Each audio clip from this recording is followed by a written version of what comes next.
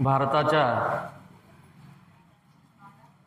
महिला स्त्री स्वातंत्र्याला ज्यांनी आपल्या अस्तित्वाच्या पंखांचं बळ दिलं त्या आद्य स्त्री शिक्षिका, मुख्याध्यापिका, समाज सुधारिका, त्याचबरोबर महिलांच्या स्त्री उद्धारिका यांच्या 194व्या जयंतीनिमित्त मी आपणा सर्वांना मनपूर्वक अशा शुभेच्छा देतो. बहुजनांची आद्य गणमाता निवृत्ती,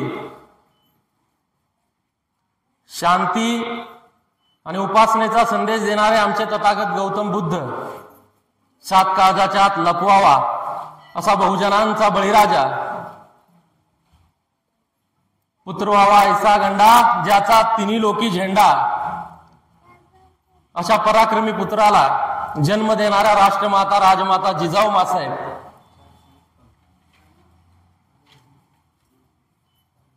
अवघ्या बालवयात 18 पगड जातीच्या मुठभर मावळ्यांना सोबत घेत ज्यांनी स्वराज्याचं स्वप्न पाहिलं आणि त्याच मुठभर 18 पगड जातीच्या मावळ्यांचं पुढे जाऊन हजारो आणि लाखो मावळ्यात रूपांतर करून ते स्वप्न सत्यात उतरवलं, ते आपल्या सर्वांचं दैवत छत्रपती शिवाजी महाराज. समाज सुधारकांचा इतिहास लिहिला जातो, जगणाऱ्यांचा इतिहास लिहिला जातो, समाजासाठी जगणाऱ्यांचा इतिहास लिहिला जातो, पण एक इतिहास असा लिहिला गेला ज्याच्या बलिदानाचा इतिहास संपूर्ण देशाच्या मनाला सुन्नता करून देतो. ते स्वराज्याचे धाकले धनी छत्रपती संभाजी महाराज. माणसाला माणसासारखी जगायची अनुमती नसताना पाखंडवादाच्या काळात ज्यांनी बंड पुकारलं आणि मानवता माणसामध्ये रुजावी म्हणून स्वतःच आयुष्य खर्च केलं, ते क्रांती सूर्य महात्मा ज्योतिबा फुले आणि त्यांच्या खमक्या सहचारिणी. मी आधी उल्लेख केला त्या पद्धतीने या भारताच्या पहिल्या महिला शिक्षिका, मुख्याध्यापिका, क्रांती स्मृती, क्रांती ज्योती, ज्ञानज्योती सावित्रीमाई फुले. समतेचा बाहू म्हटलं की चटकन तोंडात शब्द येतो राजर्षी छत्रपती शाहू. लोकराजा कसा असावा तर तो लोकाभिमुख असावा. राजाने राजाचं राजेपण कधीतरी जमिनीवर येऊन पाहावं असा तो राजा, म्हणून लोकराजा राजर्षी शाहू महाराज. या सर्वांच्या विचारांना आपल्या एका आगळ्या वेगळ्या विचारसरणीनं आणि या भारताला आकार देणाऱ्या पवित्र ग्रंथामध्ये कैद करणारे, तुमच्या माझ्या अस्तित्वाचं खऱ्या अर्थानं ज्यांनी बंड केलं, तुमच्या माझ्या अस्तित्वाला खऱ्या अर्थानं ज्यांनी आकार दिला, ते विश्वरत्न बोधिसत्व भीमराव रामजी आंबेडकर अर्थात डॉक्टर बाबासाहेब आंबेडकर. आता आमच्या स्वागतालाच ज्यांचं पुस्तक आमच्या हातामध्ये ठेवलं, ते पुस्तक 1.5 दिवसाचं शिक्षण घेतलेल्या अण्णाभाऊ साठे यांचं आहे. 1.5 दिवसाचं शिक्षण आणि 40 कादंबऱ्यांचं लेखन करणारे अण्णाभाऊ साठे इंग्रजांच्या काळात सळो की पळो करून सोडणारे आद्य क्रांतीवीर नरवीर उमाजी नाईक आणि पती आणि सासऱ्याच्या निधनानंतरही तळपत्या तलवारीनं, हातात पिंड घेऊन नव्हे तर तळपत्या तलवारीनं हे मराठ्यांचं स्वराज्य अबाधित राखणाऱ्या आमच्या राष्ट्रमाता राजमाता अहिल्या बाई होळकर, अलीकडे त्यांना या सरकारनं देवी केलाय. महापुरुषांची महामातांची नावं घ्यायला गेलं तर आधीच खूप वेळ झालेला आहे, पुन्हा तुम्ही बोर व्हाल, पण थोडा संयम बाळगावा लागेल. मागच्या वेळी 6 मिनिटं दिली. आज प्रमुख वक्ता म्हणूनच मला मान मिळाला, तो पण आमदार साहेब अशा ठिकाणी जिथं शब्द चुकला तरी नात्यावर गदा येईल, अशा ठिकाणी ज्या ठिकाणी जिथली सावित्रीची लेख सहचारी म्हणून मला लाभली, त्या तरडगाव मध्ये मला आज बोलण्याची संधी या महात्मा फुले सांस्कृतिक मंडळानं उपलब्ध करून दिली. त्याबद्दल मी सर्वप्रथम त्यांचे मनपूर्वक आभार व्यक्त करतो। सन्माननीय विचारपीठावर स्थानापन्न असणारे लोकाभिमुख आमदार, जनतेचे प्रश्न जनतेने थेट आपल्या प्रतिनिधीपणे मांडायचे असतात, पण प्रतिनिधी ज्यावेळेस लोकप्रतिनिधी, तोही विधानसभेचा, ज्यावेळेस माझ्यासारख्या सर्वसामान्य माणसाचं वक्तृत्व ऐकण्यासाठी बसतो, ते माझं महत् भाग्य साहेब मी समजतो। काम कुठलंही असो, पहिल्या रिंगमध्ये फोन उचलणारा एकमेव आमदार या महाराष्ट्र विधानसभेमध्ये माझ्या मते होऊन गेला ते सन्माननीय दीपकरावजी चव्हाण साहेब। आमदार कितीही होतील, पण जनतेच्या मनावर आणि जनतेच्या हृदयावर अधिराज्य गाजवाल ते फक्त दीपकराव चव्हाण साहेब आपणच। या महाराष्ट्र राज्याच्या कृषी विभागाचं ज्यांनी संचालक पद भूषवलं, आमचे स्नेही सन्माननीय सुदामराव अडसूळ साहेब, समोर बसलेले सर्वच ज्येष्ठ श्रेष्ठ कनिष्ठ, सावित्रीच्या सर्व लेकी आणि ज्यांचा आता सन्मान झाला त्या सत्कार मूर्ती, सन्मान मूर्ती, अगदी बालचमूंपासून ते 90 पर्यंत पोहोचलेल्या सगळ्याच सावित्रीच्या लेकी, मी आपणा सर्वांना त्रिवार वंदन करतो। आणि माझे काही 1-2-4 शब्द सुरुवातीलाच सांगतो, पाखंडवादाचा इतिहास या मुखातून मुखोद्गत होत नाही। धर्मवादाचा इतिहास फुलेंना मान्य नाही। स्त्रीमुक्तीचा लढा देणारे फुले दाम्पत्य जर आम्हाला समजून घ्यायचे असतील तर सावित्रीचे कर्णपटल आम्हाला तयार करून घ्यावे लागतील। ज्योतिबांच्या विचारांना अधीन व्हावं लागेल। बाबासाहेबांसारखं विस्तृत मन दाखवावं लागेल, तर आणि तर हा इतिहास आमच्या मनाला कुठेतरी जाऊन स्पर्श करेल। आज सावित्रीबाईंची 194वी जयंती प्रशासकीय कार्यक्रमाच्या निमित्तानं नायगावमध्ये मोठ्या थाटामाटात होत आहे। त्या सावित्रीबाईंबद्दल आता राजाभाऊंनी बऱ्यापैकी सगळंच तुम्हाला सांगितलं। मला वाटतंय पुढच्या वेळी त्यांनाच संधी दिली गेली पाहिजे। 4-5 चिठ्ठ्या दिल्या तरी भाषणाची भूक काय थांबत नव्हती। याचा अर्थ वाचन प्रदीर्घ आहे, आणि जो वाचतो तोच बोलतो, आणि जो बोलतो तो ऐकतोही। म्हणूनच तुम्ही सर्वजण ऐकायला बसलाय, याची मला खऱ्या अर्थानं खरंच आनंद होतोय। आज सावित्रीबाईंची जयंती सर्वत्र साजरी होत असताना महिला मुक्ती दिन म्हणून साजरी होते। सावित्रीबाईंची जयंती साजरी होत असताना बालिका दिन म्हणून साजरी होते। परंतु ती जयंती, एवढ्या महाविभूतीची जयंती अशा पद्धतीने का साजरी होते, हे आपल्या मनाला का प्रश्न पडत नसावेत, हा मला पडलेला प्रश्न आहे। खरं तर सावित्रीबाई एक वीरांगना होत्या, आणि वीरांगनाच्या दृष्टिकोनातून आज खरं तर त्यांचा इतिहास उलगडणं क्रमप्राप्त आहे। वीरांगना फक्त हातात शस्त्र घेतल्यानंतरच आपल्या समोर असत नाहीत, तर वीरांगना संघर्षातून निर्माण होत असतात। मी तुम्हाला पहिल्यांदाच या सावित्रीच्या लेकींना एक सूत्र सांगतो। हे सूत्र जर तुम्ही तुमच्या अंगीकारलं तर मला वाटतंय तुम्ही तुमचं कुटुंब, कुटुंबानंतर समाज, समाजानंतर खेड गाव, गावानंतर तालुका आणि जिल्हा हे बदलायला वेळ लागणार नाही। ते सूत्र असं आहे, जो आम्हाला महिला म्हणून जगण्याची, जो धर्म आम्हाला यत्किंचितही परमिशन देत नव्हता, ज्याची आम्हाला महिला म्हणून जगण्याची अनुमती नव्हती, महिलाला औषधा एवढे स्त्री स्वातंत्र्य शिल्लक नसताना एक महिला घराचा उंबरठा बाहेर ओलांडते।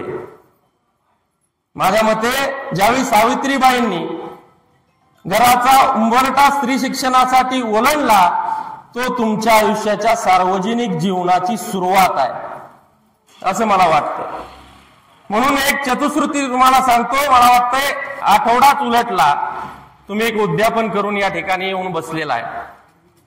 8 दिवसांचा हा कार्यकाळ संपलाय, पण मागचे 4 आठवडे मात्र तुम्ही इमाने इतबारे एक उद्यापनाचं कार्य हाती घेतलं होतं. उठणार नाही, मातणार नाही, घेतला वसा टाकणार नाही. तू वसा दरवर्षी घेते, तू दरवर्षी वसा तुला टाकावा लागतो, पण तुझी प्रगती काय होत नाही. सूरजचंद्रिका राणीनं पाठवलेला सोन्याचा हंडा तुझ्या घरापर्यंत पोहोचत नाही, त्याचं मीठ पण होत नाही, पण तुझ्या आयुष्याची राख रांगोळी मात्र त्या उद्यापनातनं होते. सुरुवात परखड आहे, बोलणार परखड आहे, पण लक्षात घ्या तुमच्या ऐकण्याची मनस्थिती परखड असली पाहिजे. तुमचे कान तितके संयमी झाले पाहिजे. तुमच्या मनावर माझ्या शब्दाचं प्रतिबिंब उमटलं पाहिजे, म्हणून मी बोलणार आहे. कारण आत्ताची स्त्री खरंच कर्मकांडात अडकलीये का तर अडकलीये. एक स्त्री आज किती स्त्रियांना कर्मकांडात ढकलते याचं उत्तम उदाहरण ते लक्ष्मी व्रत आहे. प्रत्येक गुरुवारी पूजा मांडायची, पूजा मांडून संध्याकाळी 1 तास त्याचं वाचन करायचं. मी सांगितलं तुम्हाला, उठणार नाही, मातणार नाही, याच्या पलीकडे त्याच्यात काहीच नाही. लक्ष्मी व्रताचं व्रत हाती घ्यायचं. व्रत हाती घेतल्यानंतर प्रत्येक गुरुवारी ते व्रत करायचं. शेवटच्या गुरुवारी अन्नदान करायचं. अन्नदानाला माझा विरोध नाही. सावित्रीबाईंनी येईल त्या माणसाला जेवण घातलं.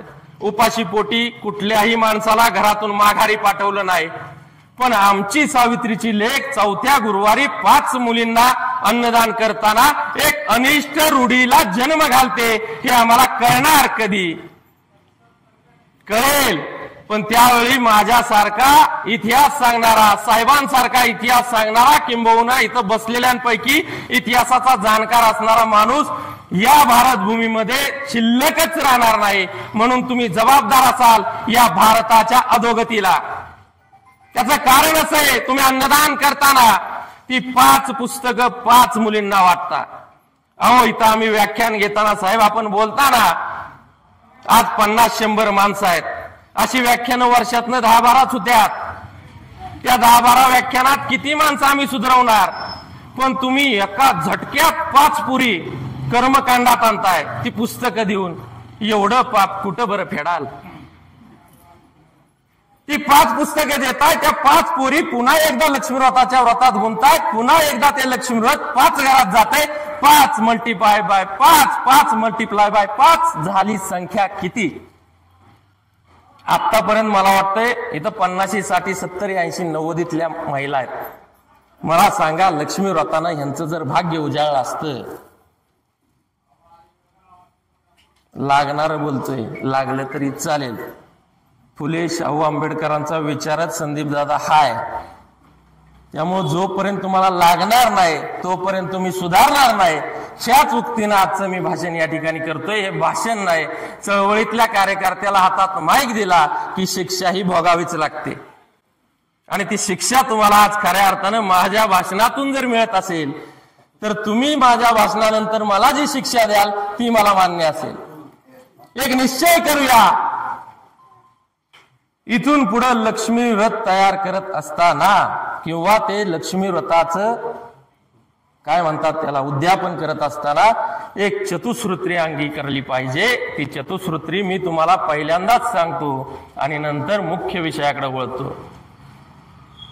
चतुसूत्री अशी आहे की या महाराष्ट्रात, भारतात इतक्या प्रतिभावान महामाया होऊन गेल्या, महान विभूती होऊन गेल्या. त्यापैकी मी 4 निवडून तुम्हाला सांगतोय. त्या चौघींचा एक एक गुण घ्यायचा आहे आणि एक एक आठवड्यात त्या चौघींचंच उद्यापन करायचं आहे.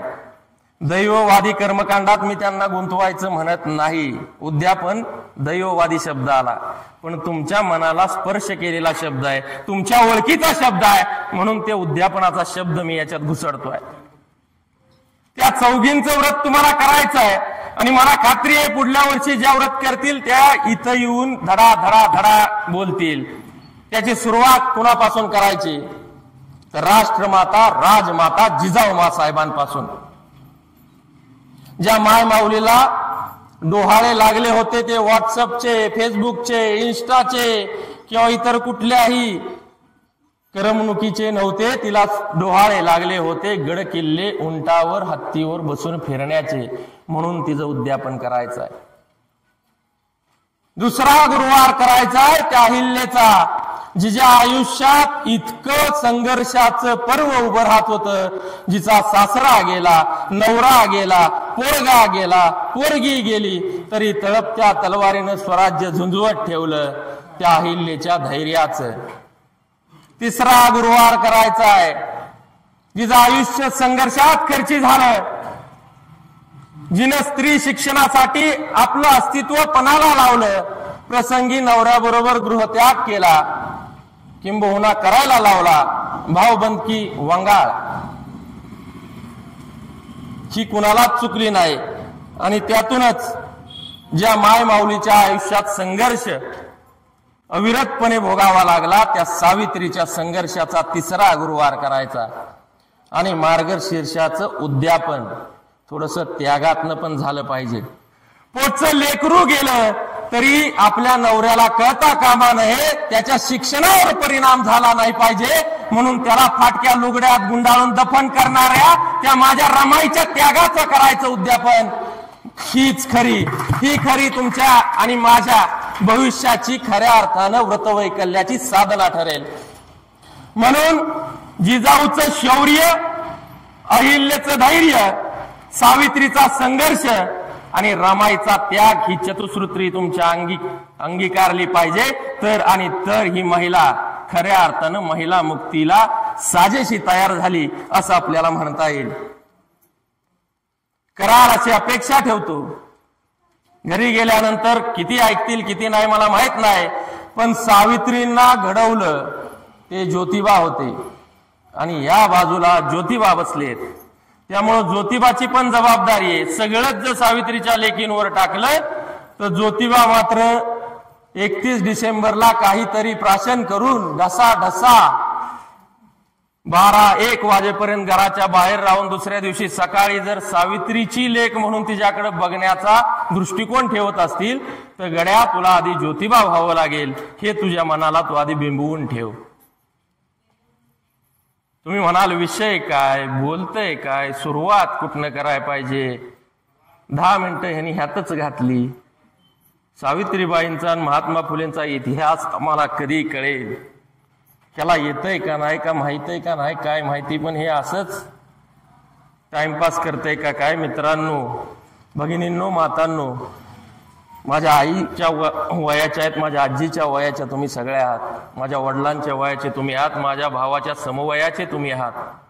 हे तुम्हाला सांगण्यामागचं कारण तुमच्या कितीतरी पिढ्यामागचा हा पोरगा आज या ठिकाणी का बोलतोय, तर या महाराष्ट्राची राख रांगोळी एकाच पाऊलावर येऊन थांबलीये.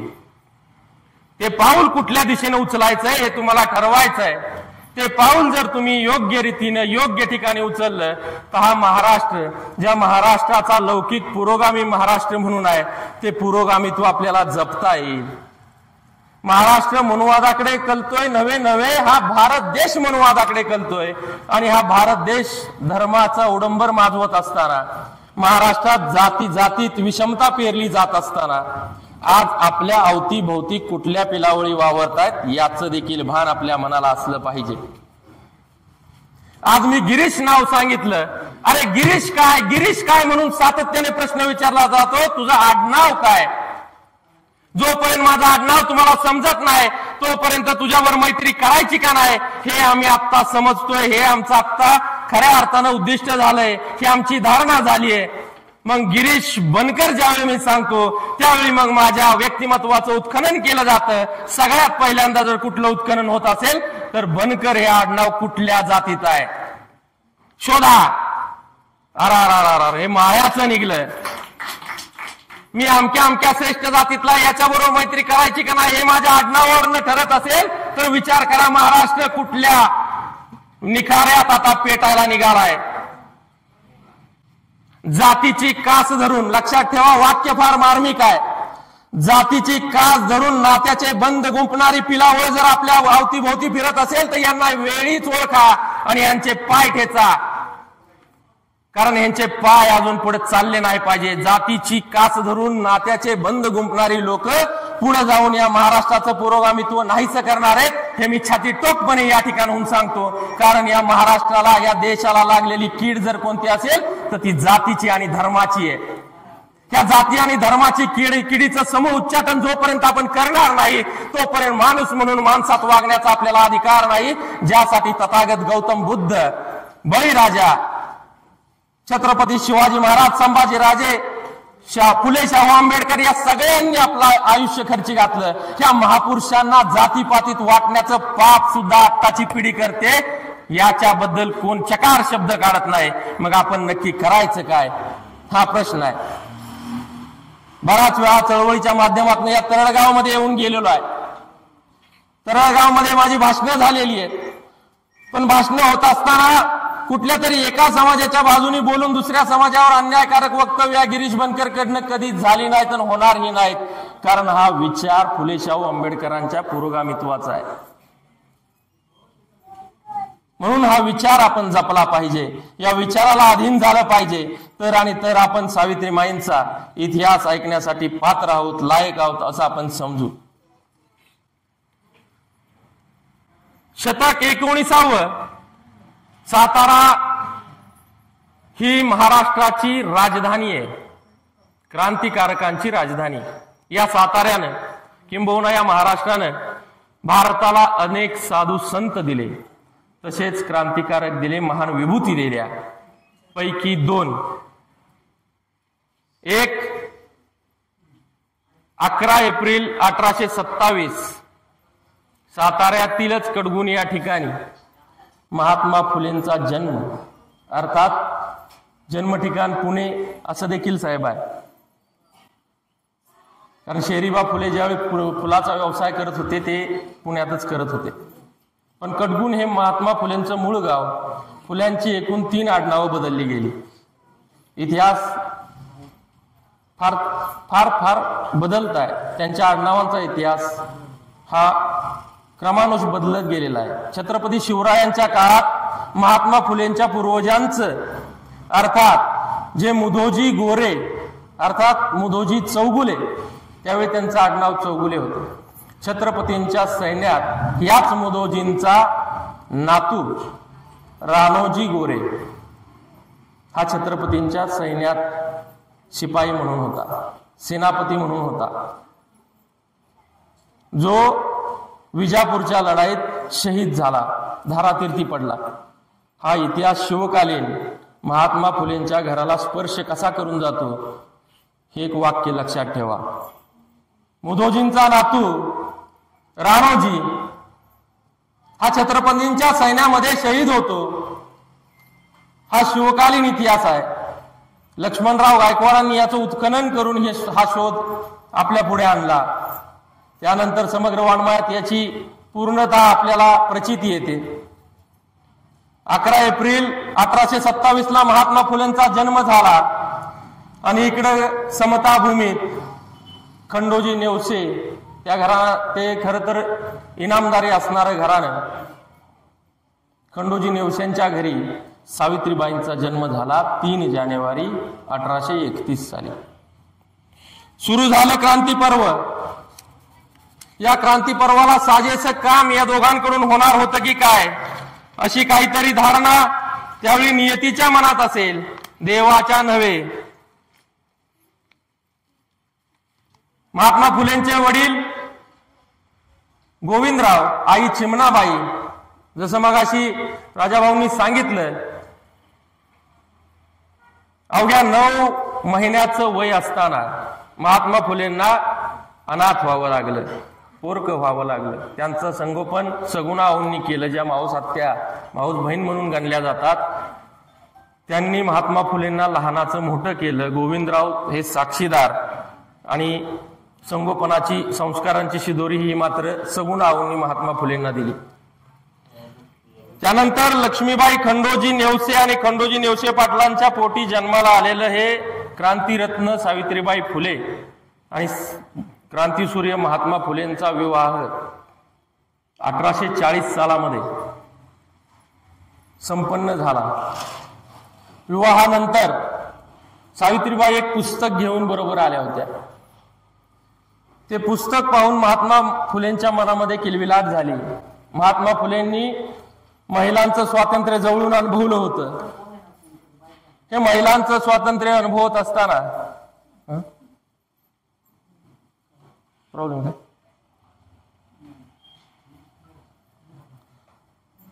महात्मा फुलेंनी त्या महिला मुक्तीचा रणसंग्राम पेटवायचं ठरवलं आणि लग्नाच्या दुसऱ्याच वर्षी सावित्रीबाई फुलेंना खऱ्या अर्थानं स्वतः शिक्षित करायचं असं मनाशी खुणगाठ बांधली. हे सगळं त्यांच्या मनामध्ये का आलं तर थॉमस पेन नावाचा एक थोर विचारवंत होता. त्या विचारवंताचं एक राईट्स ऑफ मॅन अर्थात मानवी हक्काचं पुस्तक महात्मा फुलेंच्या वाचनात आलं होतं. युरोपियन देशांमध्ये मानवी हक्कांवर कशा पद्धतीची गदा येते त्या पुस्तकामध्ये सखोल वर्णन केलं होतं. आणि तसेच काहीतरी समकालीन परिस्थिती या भारतामध्ये या महाराष्ट्रामध्ये आहे. आणि महिलांना तर चूल आणि मूल एवढ्या पुरतच अस्तित्व आहे. महिलांना अनिष्ट रूढ्या आणि परंपरांमध्ये खेचलं गेलंय. शूद्राती शूद्र, शूद्र म्हणजे बहुजन, बहुजनांमध्ये ब्राह्मणेतर आपण सगळे, तिथं जातीपाती कुठल्याच नाहीत. एकटा ब्राह्मण श्रेष्ठ आणि बाकीचे सगळे शूद्राती शूद्र. शूद्र म्हणजे आपण सगळे आणि अतिशूद्र म्हणजे आपल्या महिला भगिनी, त्या सावित्रीच्या लेकी. मग अतिशूद्र असणाऱ्या महिलांना खऱ्या अर्थानं समाजामध्ये ताटमानेनं जगवायचं असेल, त्यांना जर पुढे घेऊन यायचं असेल तर मात्र आपल्याला यात पुढाकार घ्यावा लागेल. आणि आपल्या सोबतीला कुठली महिला येईल याची शंका मनामध्ये असताना ज्योतिबांनी स्वतःच्या बायकोला शिक्षण देण्याचं ठरवलं. ज्योतिबांनी सावित्रीला विचारलं, जाऊ ज्योतिबा बोलायचे सावित्रीमाईंशी, तुम्हाला शिक्षण घ्यावं लागेल. महिलांवरती होत असलेले अन्याय अत्याचार दूर करायचे असतील, समाजामध्ये महिलांना ताटमानेने जगवायचं असेल, त्यांना पुढे आणायचं असेल तर आपल्याला खऱ्या अर्थानं शिक्षण घ्यावं लागेल. त्यासाठी तुम्ही तयार आहात का? पहिल्या हाकेला तयार होणारी ज्योतिबाची सावित्री आजच्या समाजात आपल्याला दिसते का? हा खरा प्रश्न आहे. यात किंचित सुद्धा अक्षर ओळख नसणाऱ्या सावित्रीने त्यावेळी होकार दर्शवला आणि शिक्षण पर्वाला सुरुवात झाली. ज्योतिबा फुल्यांनी कसं बसं शिक्षण पूर्ण केलं होतं. पार्ट टाइम नोकरी करून शिक्षण करणारे ज्योतिबा फुले, त्यांचे सहकारी असणारे परांजपे आणि भवाळकर या दोघांवर सावित्रीबाईंच्या प्राथमिक शिक्षणाची जबाबदारी दिली.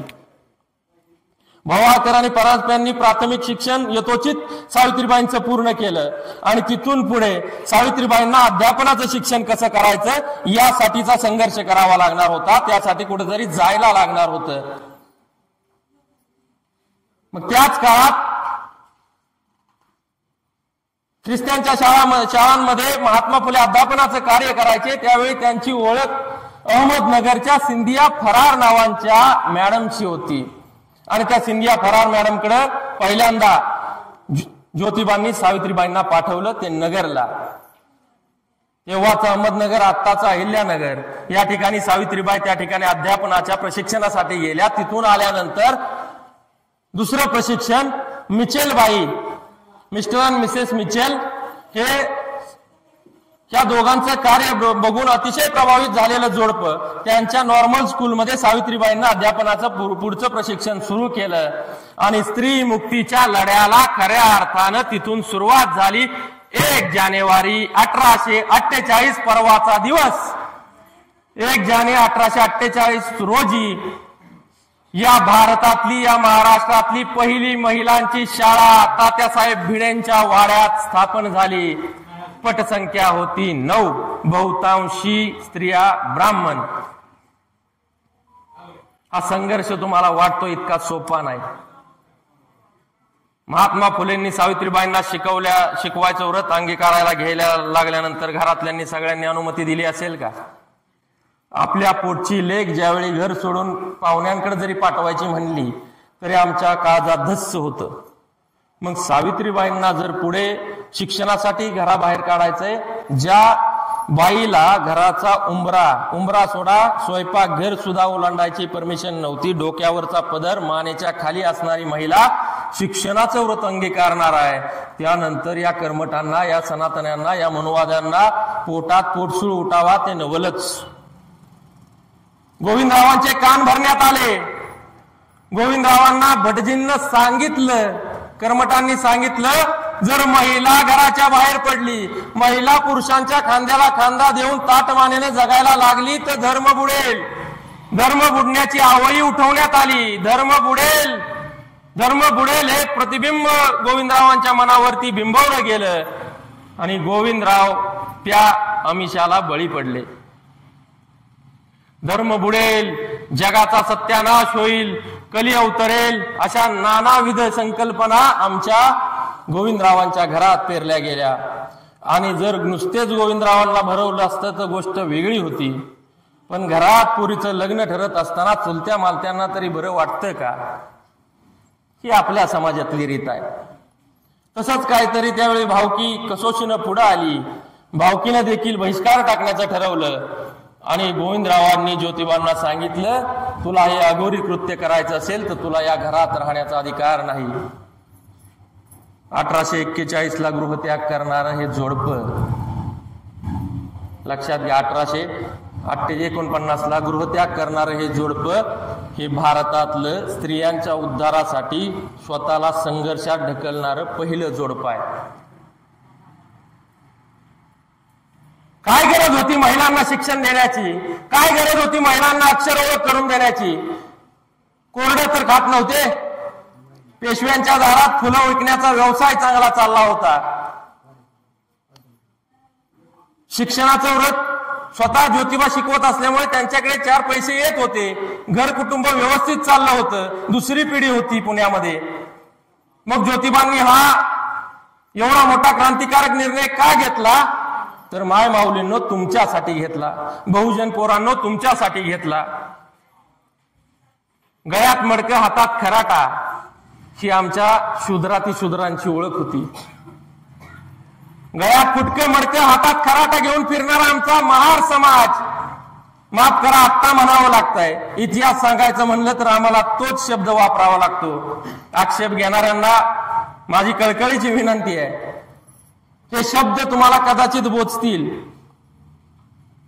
हा उल्लेख तुम्हाला बोचेल, पण आपले त्यावेळी लायकी हातात खराटा आणि गळ्यात मडक्याचीच होती. मग त्या काळात कुणीतरी समतेधिष्ठित समाज निर्मितीच्या दृष्टिकोनातून जर क्रांतिकारी पाऊल टाकत असेल तर तुमचं त्यांना पाठबळ असायला पाहिजे का नको? हा प्रश्न आत्ता विचारला तर चटकन हो म्हणाल. पण त्या काळात आपलेच भाऊबंद, आपल्याच बहुजन, इतर बहुजन समाजातली लोक ते सुद्धा महात्मा फुलेंच्या शिक्षण व्रताच्या आड आले आणि महात्मा फुले सावित्रीबाई फुलेंना विरोध करू लागले. ते कुणाच्या सांगण्यावरून? तर याच लोकांच्या सांगण्यावरून.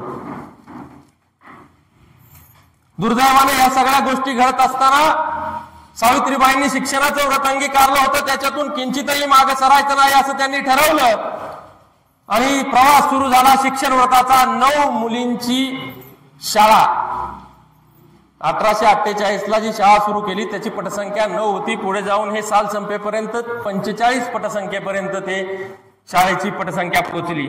लक्षात घ्या, सावित्रीबाई ज्यावेळी शिकवण्यासाठी जायच्या त्यावेळी त्या 2 साड्या घेऊन जायच्या. कारण हे कर्मठ, मनुवादी, पाखंडी हे धर्ममार्तंड त्यांच्या अंगावर थुंकायचे, त्यांच्या अंगावर शेण, चिखल, गोळे फेकायचे. प्रसंगी काही ठिकाणी इतिहासकारांनी असंही वर्णन केलंय, विष्ठाही फेकून मारायचे. केवढा तो संयम, केवढं ते धैर्य, केवढा तो संघर्ष त्या माय माऊलीच्या मनात आणि हृदयात असेल. लक्षात घ्या, एवढं करून सुद्धा अर्वाच्य भाषेत ज्यावेळी ते मनुवादी कर्मठ त्यांना शिव्या द्यायचे त्यावेळी कधीतरी सावित्रीबाई फुले त्यांना उत्तराधित व्हायच्या. उत्तर देताना सावित्रीबाई फुले मात्र हसतमुखानं उत्तर द्यायच्या की बाबांनो, तुम्ही माझ्या अंगावर दगड, गोटे, शेण, चिखल फेकत असाल का तर मी थांबावं? तर मी थांबणार नाही. मी तुमच्या या सगळ्या प्रयत्नांना, तुम्ही टाकलेल्या दगड, गोटे, शेण आणि मातीच्या गोळ्यांना फुलं म्हणून स्वीकारते आणि मी माझ्या व्रताला पुन्हा एकदा समर्पित होते, असं बोलून सावित्रीबाई पुढे निघून जायच्या. अंगावर भरलेली साडी शाळेत गेल्यानंतर धुवून टाकायची आणि दुसरी साडी तिथं नेसायची आणि शिक्षणाचं कार्य सुरू करायचं. एवढं सोपं होतं का? आज रस्त्याने चालताना एखादा गाडीवाला जोरात गेला आणि अंगावर जर चिखलाचा एक थेंब जरी उडाला तरी सर्रकन आमच्या मेंदूमध्ये तार येते आणि 4-5 शिव्या पटकन तोंडातून हसडून आपण मोकळं होतो. अगदी त्याच्या आई आणि आजीचा पण उद्धार आमच्याकडनं होतो. कधी कधी आता बहिणींचा सुद्धा उद्धार होणाऱ्या शिव्या निघलेल्या आहेत. मग संपूर्ण अंग माखलेला असताना ही बाई जाते संयमानं, पुन्हा एकदा नवीन साडी नेसते, अध्यापनाचं कार्य करायला सुरुवात करते. तोवर हे मनुवादी कर्मठ तिथेही पोचतात. उघड्या दारातनं आणि खिडकीतनं कुठंतरी झुरळ सोड, पाली सोड, विंचू सोड, बेडकं सोड अशा नीच पद्धतीची कृत्य त्यावेळी सावित्रीबाईंच्या नशिबात होती. पर्यायाने त्यांना पुन्हा एकदा त्याच्यामध्ये बदल करावा लागला. दारं बंद करावी लागली, खिडक्या बंद कराव्या लागल्या, पण अध्यापनाचं कार्य त्यांनी सुरू ठेवलं. दारं खिडक्या बंद ठेवून या मुलींना शिकवायचं हा एकच ध्यास त्यांच्या मनी भरलेला असताना त्यांनी ते शिकवण्याचं काम केलं. आणि 1852 सालापर्यंत या फुले दाम्पत्यानं 18 शाळा उभ्या केल्या. त्या 18 शाळेचं 1852 सालामध्ये एक प्रचंड मोठी परीक्षा झाली.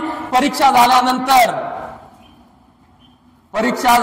18 शाळांची तपासणी झाली आणि तपासणीमध्ये सरकारी शाळेंचा निकाल कमी आणि फुले दाम्पत्यांच्या शाळेचा निकाल जास्त लागलेला दिसला.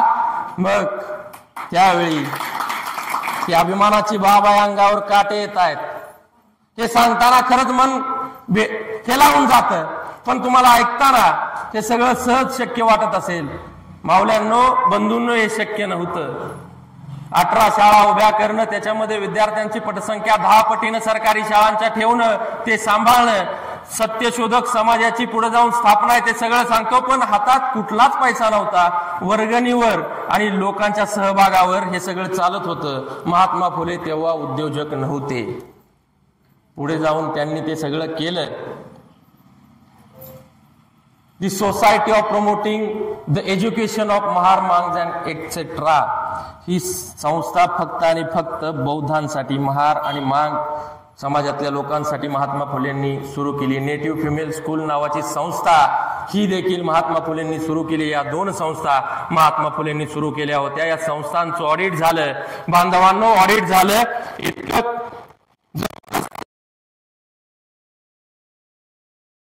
त्या काळचे जे सरकारी अधिकारी होते ते 12 फेब्रुवारी 1852 रोजी त्यांनी फुले दाम्पत्याच्या शाळांचा ऑडिट घेतला आणि ऑडिटमध्ये ह्या शाळेला दैदिप्यमान यश मिळतं हे पाहून त्यांचा सन्मान करण्याचं ठरवलं.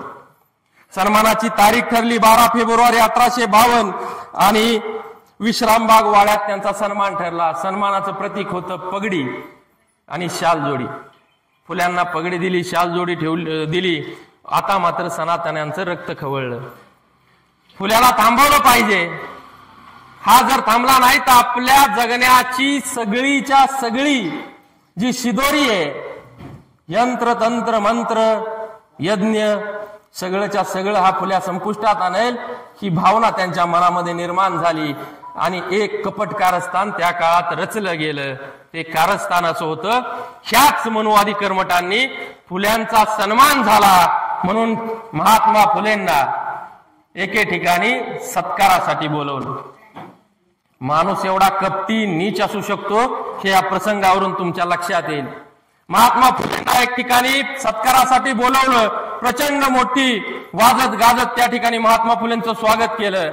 वाद्याच्या गजरात महात्मा फुलेंच्या गळ्यात सत्काराचा हार घालण्यात आला. महात्मा फुले साम दाम दंड भेद सगळ्या नीती पाळणारे समाज सुधारक होते.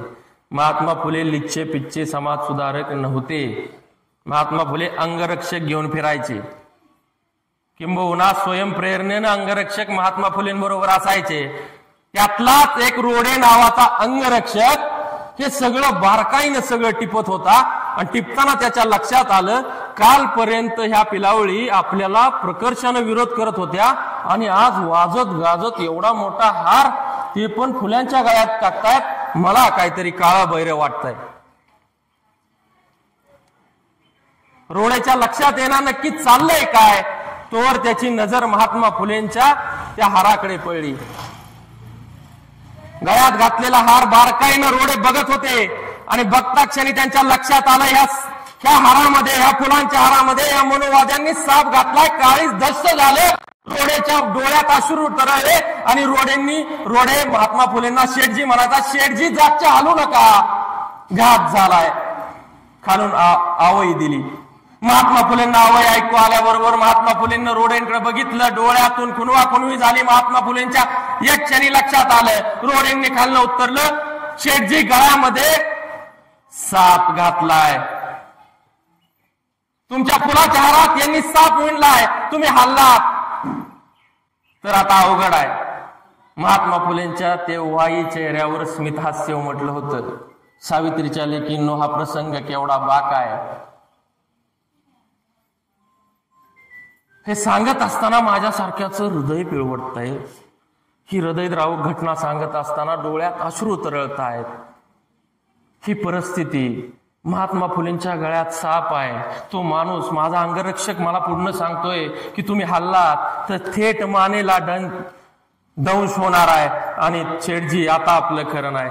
त्यावरही महात्मा फुले संयमानं उत्तर देत आहेत. ते उत्तर आहे का, रोडे तू काळजी करू नकोस, साप म्हणजे पशु आहे.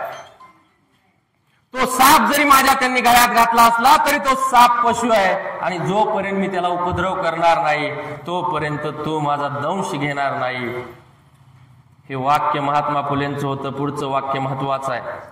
अरे पण रोडे, त्या सापाला एक वेळ आपण त्याचा बंदोबस्त करू शकतो, पण त्या विषारी सापांचं काय करायचं, ज्यांच्या तोंडातून रोज विषवल्ली बाहेर फेकली जाते, धर्माची विषवल्ली, जातीची विषवल्ली, अनिष्ट रूढी आणि परंपरांची विषवल्ली पेरली जाते, रोज याच्या तोंडून विषाचे डंक फुत्कारले जात आहेत. त्या मानवी सापांना कसं ठेचायचं रोडे, हा प्रश्न महात्मा फुलेंनी करतात. सनातन्यांनी लगेच बाजू झाले आणि विचार केला की गळ्यात साप घालून सुद्धा हा गडी डगमगणार, त्याला रोखणं आता अशक्यप्राय आहे.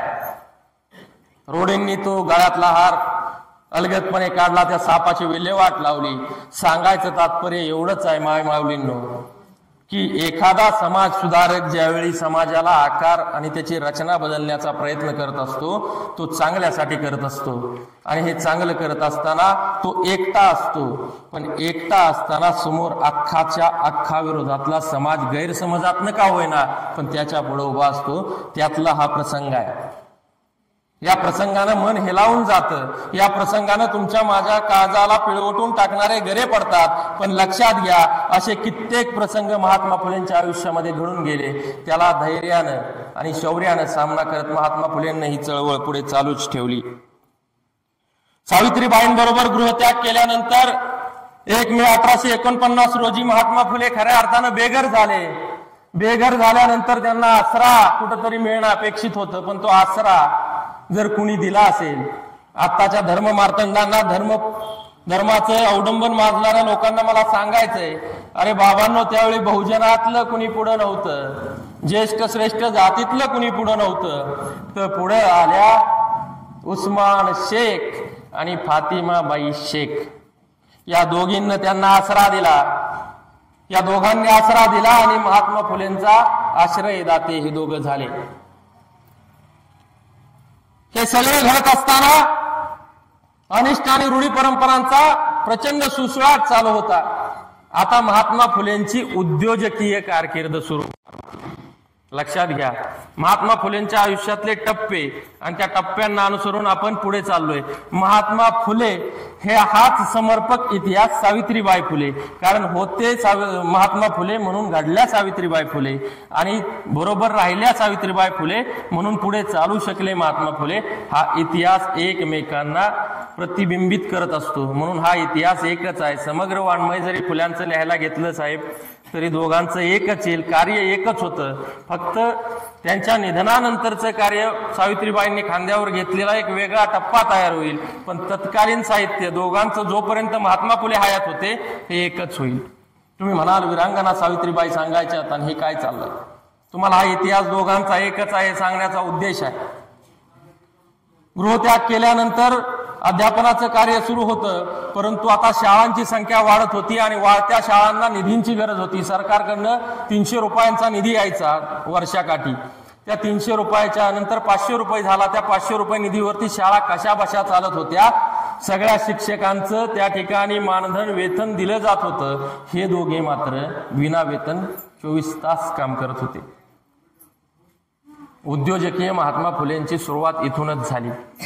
महात्मा फुलेंनी पुणा कमर्शियल अँड कॉन्ट्रॅक्टिंग कंपनीची स्थापना केली. स्थापत्य कलेमध्ये अतिशय निपुण असणारे महात्मा फुलेंची ही कंपनी, जिचं वास्तू कौशल्य जर तुम्हाला पाहायचं असेल तर एकदा विटी स्टेशन म्हणजे आताच छत्रपती शिवाजी महाराज टर्मिनस जे CST ला आहे, आपण संबोधतो CST म्हणून मंत्रालयातलं, ती इमारत जाऊन पहा. बडोदा नरेश सयाजीराव गायकवाडांचा वाडा जाऊन पहा. नवे तर ज्या मुंबई म्युनिसिपल कॉर्पोरेशनची इमारत आहे त्या इमारतीचं भव्य दिव्य स्वरूप पहा. तुमच्या लक्षात येईल महात्मा फुले हा विचार उद्योजकीय स्वरूपातला कशा पद्धतीने त्या ठिकाणी नावलौकिकाला आलाय. लांब जायची गरज नाही. पुण्यात जा. पुण्यात येरवड्याचा पूल पहा. तो पूल आजही हयात आहे. आजचे बांधलेले पूल आमदार साहेब 2 वर्षात खडी वाहून जाते. 3 वर्षात दुसऱ्या पुलाची मान्यता घ्यावी लागते. आत्ताच्या कॉन्ट्रॅक्टरच्या इमानदारीवर खऱ्या अर्थानं महात्मा फुलेंच्या जर भाषेत बोलायचं गेलं तर मनोवादी मनोवृत्ती ह्याच विषयाचा आशय धरून यांच्याकडे बघावं लागेल. कारण हा जनतेचा पैसा आहे आणि जनतेच्या पैशाची अवहेलना जर हे लोक अशी करत असतील तर पुढे जाऊन या समाजाचं काय होणार, हा गहन प्रश्न माझ्या मनामध्ये पडतो. पुण्यात खडकवासल्याचं धरण, मुळामुठा नदीचं खोदकाम आणि बांधकाम हे महात्मा फुलेंनीच केलं. हे सगळं महात्मा फुले करत असताना बॉम्बे या ठिकाणी महात्मा फुलेंचं एक प्रशस्त दालन उभं राहिलं. पुणा कमर्शियल कॉन्ट्रॅक्टिंग कंपनीचं ऑफिस उभं राहिलं. त्यावेळी त्यांना तिथं भेटले नारायण मेघाजी लोखंडे, सत्यशोधक समाजाचे नेते आणि कामगार चळवळीतलं एक अग्रणी नाव. पुढे जाऊन त्यांचा पण इतिहास सांगणार आहे. वेळ खूप होतोय पण तुम्हाला ओझरतो सांगतो. महात्मा फुलेंच्या कंपनीचं 1869 साली ऑडिट झालं आणि एक धक्कादायक माहिती समोर आली. जे महात्मा फुलेंच्या संपत्तीचं विवरण करत असताना शंकास्पद नजरेनं बघतात त्यांनी इंग्रजांच्या दप्तरी असणाऱ्या नोंदी पहाव्यात. शासकीय ऑडिटच्या नोंदी त्यावेळेच्या दप्तरात आहेत. ते दप्तर असं सांगतं की ज्यावेळी टाटांची संपत्ती 20,000ची होती त्यावेळी महात्मा फुलेंच्या पुणा कमर्शियल अँड कॉन्ट्रॅक्टिंग कंपनीची स्थावर मालमत्ता त्यावेळेचा टर्नओव्हर हा 21,000 रुपये होता. म्हणजे देशातला सगळ्यात बलवान, प्रतिभाशाली आणि धनसंपन्न व्यक्ती म्हणून महात्मा फुले त्यावेळी समाजामध्ये आरूढ होते. मग या महात्मा फुलेंनी उद्योजकीय स्वप्न पुढे येत असताना शेतकऱ्यांवर काम न करावं ते नवलच. महात्मा फुलेंनी ज्या काही गोष्टी केल्या त्याचा आता पटपट ओझरता आढावा तुम्हाला देतो. कुणी म्हणत असेल महात्मा फुलेंनी काय काय केलं शेतकऱ्यांसाठी, तर लक्षात घ्या शेतकऱ्यांचा आसूड हा ग्रंथ लिहित असताना महात्मा फुलेंनी सावकाराकडून शेतकऱ्याची होत असणारी पिळवणूक अतिशय तळमळीने त्या ग्रंथामध्ये मांडले. तो शेतकऱ्यांचा आसूड एकदा वाचा, तुमच्या लक्षात येईल. कृषी प्रदर्शन आता महाराष्ट्रात आणि देशात भरवली जातात. त्या कृषी प्रदर्शनाचे जनक हे सन्माननीय क्रांतीसूर्य महात्मा फुले आहेत. हे तुम्हाला लक्षात असायला पाहिजे. पशु पक्ष्यांचं जे प्रदर्शन भरतंय ह्या पशु पक्षी प्रदर्शनाचे जनक हे महात्मा फुले आहेत. पशु पक्ष्याचं फक्त प्रदर्शन भरवलं नाही तर तिथल्या ब्रिटिशकालीन सरकारमध्ये असणाऱ्या अधिकाऱ्यांना सांगितलं की आपल्या भारताच्या शेतकऱ्यांमध्ये अवेअरनेस वाढला पाहिजे. शेतकऱ्यांना चांगल्या प्रतीचं बीजोत्पादन घेता आलं पाहिजे, चांगल्या पद्धतीचं बीज दिलं गेलं पाहिजे. म्हणून परदेशातून तुम्ही बीजाचं आयात करा. युरोपियन शेतकऱ्यांना यंत्राने आणि तंत्राने ज्या पद्धतीने शेती करवली जाते त्याच पद्धतीने या महाराष्ट्रातल्या आणि भारतातल्या शेतकऱ्यांना तुम्ही यंत्रतंत्राची सामग्री द्या. अर्थात तुम्ही पशुहत्या थांबवा. ब्रिटिश काळामध्ये बीफ खाण्याचं प्रमाण प्रचंड होतं आणि त्या बीफ खाण्याच्या नादात आमचे बैल, जो आमचा शेतकऱ्याचा आधार आणि शेतकऱ्याचा खऱ्या अर्थानं काळजीवाहू मित्र असणारा बैल, तो बैल कापला जायचा. महात्मा फुलेंच्या या मागणीनं त्यावेळी बैल हत्या थांबली आणि शेतकऱ्यांना बैलांचा पुरवठा केला जाऊ लागला. हे महात्मा फुलेंचं शेतकऱ्यांच्या बाबतीतलं सगळ्यात मोठं यश आहे. दुसरी मागणी महात्मा फुलेंना त्यावेळी केली होती ती पशु आणि पक्ष्यांच्या संदर्भात. फक्त शेतीवर शेतकऱ्याला अवलंबून ठेवलं तर त्याची उदरनिर्वाहाची पूर्ण भूक भागणार नाही. मग काय करावं लागेल तर त्यासाठी तुम्हाला शेतकऱ्याला संकरित पद्धतीच्या गायींचं, शेळ्यांचं, मेंढ्यांचं आपल्या भारतात प्रजनन करावं लागेल. अर्थात संकरित गाय आणि शेळ्या म्हणजे आत्ताच्या जर्सी ह्या परदेशातून भारतात आणून त्यांना संकर करावा लागेल. हे महात्मा फुलेंनं त्या काळात केलं होतं. शेतकरी विषयक महात्मा फुलेंचं हे धोरण तुम्हाला सांगताना नवल वाटत असेल, पण हे नवल नाही, हे त्यावेळेचं सत्य आहे. संकरित गायांचे प्रणेते, त्यांना संकरित गायांना आयात करायला भाग पाडणारे हे महात्मा फुलेच होते. त्यानंतरचं शेतकऱ्यांबाबतीचं अजून एक उदारमतवादी धोरण म्हणजे सरकारला सांगण्यात आलं की शेतकऱ्याला शेती कसायला भाग भांडवलाची गरज असते. तुम्ही हे सगळं पुरवाल पण भाग भांडवलाचं काय? मग त्याला विहीर खोदण्यासाठी तुम्ही कर्ज दिलं गेलं पाहिजे. सरकारकडनं ही अट मान्य झाली. अहो, शेतकऱ्याला कर्ज देऊन भागणार नाही तर शेतकऱ्याला पाण्याची व्यवस्था कशी करता येईल म्हणून त्या विहिरीसाठी कर्ज दिलं गेलं. पण विहिरीत पाणी कधी येईल? ज्यावेळी दऱ्या खोऱ्यातनं वाहून जाणारं पाणी आम्ही धरणं आणि तलावामध्ये अडवून ठेवू. तुम्ही तुमच्या गोऱ्या काळ्या शिपायांना आदेश द्या आणि तलाव धरणे बांधायला सांगा, मदत आम्ही करू. त्यातनं उदयास आलंय खडकवासला धरण. तलाव बांधले गेले, धरणं बांधले गेले, पण पाऊस पडत असताना ते पाणी आपल्या शेतात मुरत नव्हतं. हे महात्मा फुलेंच्या लक्षात आलं. पुन्हा एकदा त्याच्यात सुधारणा झाली आणि शेतकऱ्याची बांधबंदिस्ती करण्याचा देखील महात्मा फुलेंनं भारताच्या राष्ट्रीय सभेमध्ये प्रश्न केला. हे सगळे प्रश्न मी तुम्हाला सांगतोय, हे महात्मा फुलेंनं कुठं चौकात, व्हॉट्सअपवर, फेसबुकवर, इन्स्टावर किंवा एक्स पोस्टवर करून केले नव्हते. हे सगळे प्रश्न भारताच्या राष्ट्रीय सभेमध्ये महात्मा फुलेंनी त्यावेळी केले होते. शेतकऱ्यांना सुजलाम सुफलाम करण्यासाठी हा शेतकऱ्याचा दीनबंधू झाला होता, हा शेतकऱ्याचा कैवारी झाला होता, हा तो महात्मा होता. शेतकऱ्यांची बांधबंदिस्ती करून खऱ्या अर्थानं आज आपल्या शेताची तुकडेबंदी जी आहे ती सुद्धा महात्मा फुलेंचीच कृपा.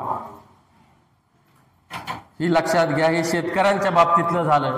आता साहित्यिक महात्मा फुले आपल्याला बघायचे झाले तर महात्मा फुलेंनी लिहिलेले ग्रंथ, मग त्यामध्ये गुलामगिरी असेल, ब्राह्मणांचं कसब असेल, शेतकऱ्यांचं आसूड असेल आणि अर्धांग वायून झपाटल्यानंतर लिहिलेला सार्वजनिक सत्यधर्म असेल. टप्प्याटप्प्यानं आपण पुढे जातोय. अगदी 10-15 मिनिटात ओझरता आढावा देऊन मी थांबणार आहे. फक्त तुमचा संयम कायम ठेवा, चेहऱ्यावरची टवटवी जाऊन देऊ नका, नाहीतर माझ्या बोलण्यातले शब्द आखडतील आणि मला इथंच स्वल्प विराम घ्यावा लागेल. पूर्ण विराम घेणाऱ्यातला मी नव्हे. स्वल्प विराम घेऊन पुन्हा ताजं तवानं करून मला तुम्हाला पुढं हा इतिहास सांगावा लागेल. कारण महाराष्ट्र हा त्याच्या अस्तित्वाच्या लढाईच्या शेवटच्या टप्प्यात आहे. हा भारत त्याच्या अस्तित्वाच्या लढाईच्या शेवटच्या टप्प्यात आहे. तुमचं एक पाऊल उद्याच्या भारताचं भविष्य ठरवणार आहे. तुमचं एक पाऊल उद्याच्या महाराष्ट्रातल्या पिढीचं भविष्य ठरवणार आहे. त्यामुळे हे तुम्हाला सांगणं, मी सांगणं आणि तुम्ही ऐकणं हे क्रमप्राप्त आहे.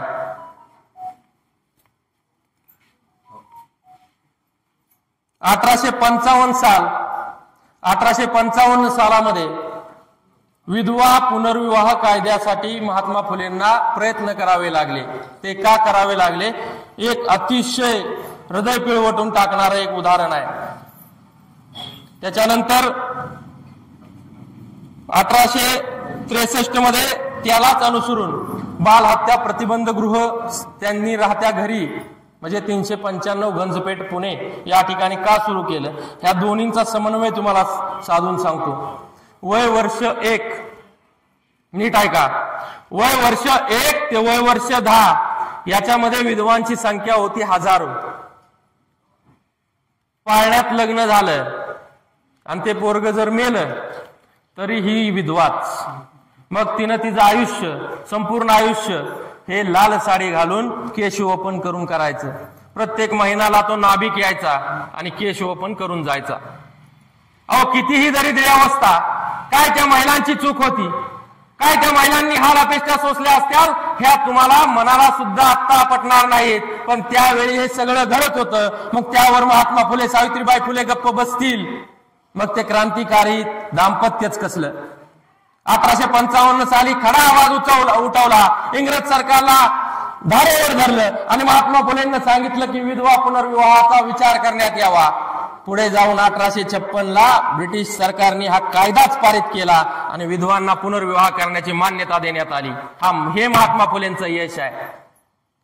विधवा पुनर्विवाह करून त्याच्यावरती थांबून चालणार नव्हतं, कारण मनुवादी कर्मठ ही लोक विधवांना सहजासहजी सोडणारी नव्हती. तरुण मुलगी, बाल वयातली मुलगी, ती तरुण लवचिक मुलगी, ह्यांच्या नजरेतून, यांच्या विषय वासनेतून सुटेल ते नवलच कसलं. ही घटना फार हृदयद्रावक आहे. गोवंडे नावाचे महात्मा फुलेंचे एक सहकारी होते, सत्यशोधक चळवळीतले सहकारी होते.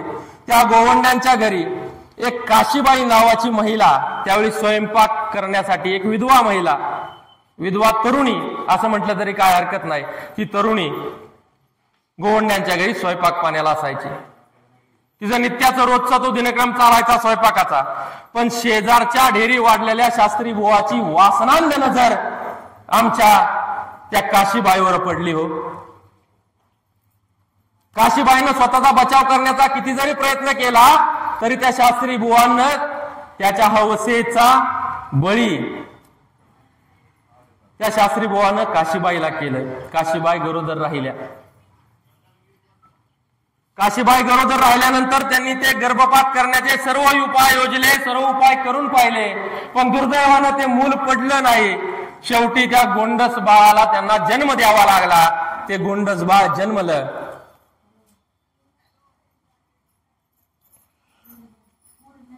ते बाळ जन्मल्याच्या नंतर त्यांनी त्या शास्त्री बुवाकडे आर्त हाक मारली की शास्त्री बुवा, हे तुमचं अपत्य आहे. शास्त्री बुवा स्वीकारतील की आपल्या मनाला सुद्धा शिवणार नाही आणि ते शिवणार पण नाही. शास्त्री बुवांनी हात झटकले. शेवटी मातृत्वाचा कंठ कसा घोटला जातो हे या उदाहरणावरून तुमच्या लक्षात येईल.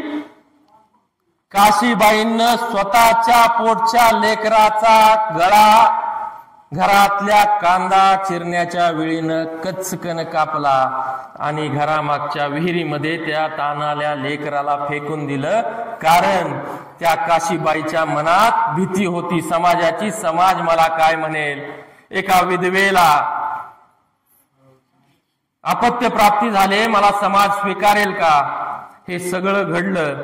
तिनं त्या मुलाला फेकलं. 2 दिवसांनी ते बारकं चिमुरडं त्या विहिरीच्या पाण्यात वरती तरंगलं. अख्खा भारत देश हळहळला. अख्खा भारत देशात सन्नाटा पसरला. पण एक दाम्पत्य मात्र ह्या गोष्टीमुळं अतिशय त्रागलं. ते दाम्पत्य होतं फुले दाम्पत्य. त्यांनी तात्काळ निर्णय घेतला, कारण काशीबाईंना त्यावेळी अटक झाली आणि काशीबाईंना अंदमानच्या काळ्या पाण्याची शिक्षा झाली. एवढं अघोरी कृत्य करण्यापर्यंत एका आईची जर मजल जात असेल तर हे कृत्य पुन्हा पुन्हा का घडणार नाही या भीतीपोटी ब्रिटिशांनी अतिशय कडक शासन त्यावेळी त्या काशीबाईंना केलं. ते शासन होतं आपल्या सावरकरांना ज्या अंदमान निकोबारच्या काळ्या पाण्याची शिक्षा दिली, त्याच काळ्या पाण्याची शिक्षा त्या काशीबाईंना देण्यात आली. हृदय आणि काळीच पिळवटून टाकणारी ही घटना महात्मा फुले आणि सावित्रीबाईंना 2 दिवस चक्रावून सोडून गेली होती.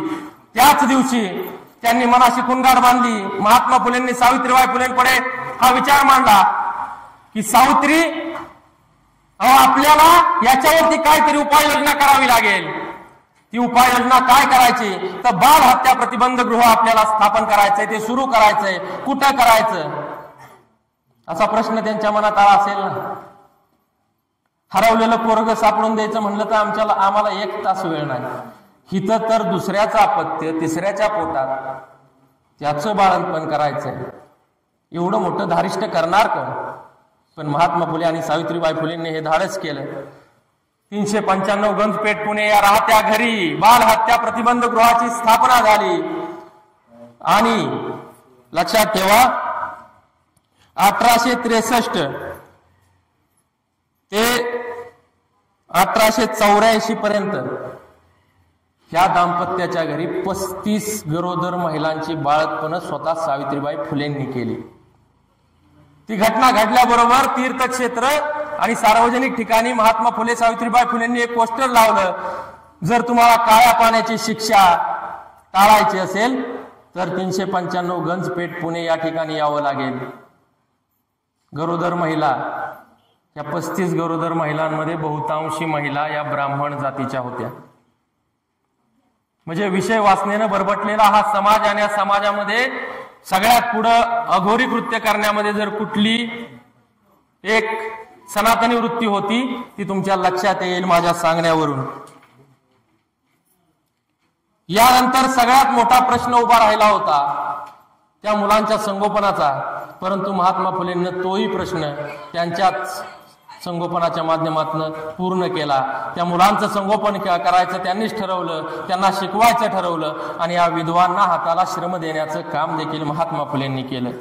पैकी काही महिलांना शिक्षणाचं अध्यापन करण्याचं त्यांनी व्रत अंगीकारायला लावलं. व्रत हा शब्द दैववादी आहे, पण तुम्हाला सांगायला आता पटणारा तोच शब्द आहे, म्हणून पर्यायी शब्द दिला तर पटणार नाही. या सगळ्या गोष्टी घडत असताना पुन्हा एकदा एक अघोरी प्रथा तोंडवर काढ पाहत होती. विधवा पुनर्विवाह झाला, बालहत्या प्रतिबंध गृहाची स्थापना झाली, परंतु अजूनही केश ओपन काही केल्या थांबत नव्हतं. नवरा मेल्यानंतर महिलेला तिचं केश ओपन करायला लागायचं, पण ते केश ओपन करणारे ब्राह्मण तर नव्हते ना. ते केश ओपन करायला आपल्यातलाच बहुजनातला नाभिक त्या ठिकाणी यायचा. त्या नाभिका करवी हे केश ओपन करायचे, आणि प्रत्येक महिन्याला त्या महिलेला त्या केश ओपनाच्या प्रथेला सामोरं जावं लागत होतं. मग ठरलं, नारायण मेघाजी लोखंडे हे मुंबईचे सत्यशोधक कार्यकर्ते, आणि त्या ठिकाणी नाभिकांचा सगळ्यात मोठा संप घडवून आणण्याचं कार्य 1865 साली सावित्रीबाई फुले आणि ज्योतिबा फुलेंनी करून दाखवलं. केश वपनाची प्रथा त्या ठिकाणी बंद पाडली. नाभिकांनी त्यांच्या रोजीरोटीचा प्रश्न असताना सुद्धा महात्मा फुलेंच्या या विचारांना अधीन राहून त्यावेळी महिलांप्रती एक संवेदनाशील भावना कृती दाखवली, आणि ह्या केश वपनाच्या प्रथेला त्यांनी कडाडून विरोध केला. आणि ब्राह्मणांनी बोलवलं तरी सुद्धा कुठलाही नाभिक इथून पुढे केश वपनाला जाणार नाही हा ठराव संपूर्ण महाराष्ट्रात आणि भारतात पारित झाला. एक एक टप्पा महात्मा फुलेंच्या आयुष्यातला तुम्हाला सांगताना किती संघर्ष आणि किती अघोरी प्रथांच्या विरोधातला आहे हे तुमच्या लक्षात आलं असेल. याच्यानंतर सगळ्यात मोठं कार्य हे बहुजन विसंघटित होते. हे असंघटित विसंघटित असणारे बहुजन संघटित करायचे. मग ते संघटित कसे करायचे हा यक्ष प्रश्न महात्मा फुलेंच्या मनामध्ये न पडावा ते महात्मा फुलेच कसले. 1869 साली महात्मा फुलेंनी कुळवाडी भूषण गातो पोवाडा छत्रपती शिवाजीचा म्हणून छत्रपती शिवरायांवर 1000 ओळींचा पोवाडा लिहिला. आणि हेच खऱ्या अर्थानं प्रतिबिंब ठरलं बहुजनांच्या संघटनात्मक बांधणीचं. महात्मा फुलेंनी 1869 साली या छत्रपती शिवरायांवर सगळ्यात पहिल्यांदा चरित्रपर पोवाडा लिहिला. तुम्ही जर तो पोवाडा जरी नुसता वाचला तरी अख्खं शिवचरित्र डोळ्यासमोर तरळतं. हे अख्खं शिवचरित्र तरळत असताना तो पोवाडाच काफी आहे. आत्ताच्या इतिहासकारांना कादंबऱ्या बखरीच्या साह्याने इतिहास भरपूर पुढे नेलाय, पण सगळ्यात पहिल्यांदा आद्य शिवशाहीर शिवचरित्रकार जर मन कुणाची जर या महाराष्ट्र आणि भारतामध्ये जर वर्णी लागली असेल तर ते होते क्रांतीसूर्य महात्मा ज्योतिबा फुले. महात्मा ज्योतिबा फुल्यांनी हा पोवाडा रचला. पोवाडा रचल्यानंतर समाधीचा शोध सुरू झाला. अरे हा बहुजनांचा राजा ज्याने रयतेचं हिंदवी स्वराज्य उभं केलं, हे रयतेचं स्वराज्य उभं करत असताना 18 पगड जातीचे मावळे त्याच्या भोवती होते, त्याच्या बरोबर होते. त्याच्या एका हाकेवर जीवाचं बलिदान करणारे हे मावळे होते. मग ह्या राजाची समाधी कुठं आहे? ती शोधली पाहिजे. समाधीचं स्थळ माहित होतं, पण समाधी नक्की कुठं आहे त्या शोधण्यासाठी महात्मा फुले पुण्याहून घराबाहेर पडले. ते साल होतं 1880. आताचे समाज सुधारक, मनुवादी, कर्मठ आजही सनातनी लोक आहेत साहेब. आजही ती लोक शिवजयंतीचं पहिलं श्रेय लोकमान्य टिळकांनाच देतात. त्यावेळी तर टिळक मला वाटतं हापचड्डीच होते. 14 वर्ष वय असेल 1880ला. मग टिळकांनी शिवजयंती सुरू कशी केली हा प्रश्न आपल्याला बहुजन म्हणून पडायला हवा. 1880 साली महात्मा फुले रायगडावर गेले. जात असताना पायी चालत गेले होते. पायी चालत जात असताना प्रत्येक गावात मुक्काम होत होता आणि प्रत्येक गावात ते बहुजनांना संघटित करत पुढे चालत होते. रायगडाच्या पायथ्याशी गेले तोपर्यंत सनातन्यांनी निरोप धाडला होता, अरे हा फुल्या तिकडे पण येतोय, त्याला वेळीच रोका. कदाचित हा शिवाजी महाराजांच्या माध्यमातून सगळ्या बहुजनांना एकत्र करेल, त्यांची मोठ बांधून आपला सगळा व्यवहार संपुष्टात आणेल, आपल्या रोजी रोटीला आपल्याला हा फुल्या महाग करेल. म्हणून महात्मा फुलेंना 1880 साली रायगडाच्या पायथ्याशीच पहिल्यांदा रोखण्यात आलं. पण पहिल्यांदाच मी तुम्हाला सांगितलं होतं, महात्मा फुले साम दाम दंडभेद सगळं वापरणारा हा क्रांतीसूर्य होता. ह्या माणसानं खऱ्या अर्थानं त्यावेळी त्या सनातनांना धुडकावून रायगडाच्या पायऱ्या चढायला सुरुवात केली. रायगड सर केला. झाडा झुडपात वेढलेली छत्रपती शिवरायांची समाधी शोधून काढली आणि त्या समाधीवर तिथल्याच आता आपण जो आपल्यात घट बसतो बघा, मला वाटतंय तो काळ दसऱ्याचा असतो. त्या दसऱ्याच्या काळातल्या घटात आपण तरवडाची फुलं वाहतो, बरोबर ना. त्या तरवाडाची फुलं त्या ठिकाणी ती पिवळी फुलं तोडली आणि त्या समाधीवर वाहिली. साजरी झाली पहिली शिवजयंती रायगडावर. छत्रपती शिवाजी महाराज की जय.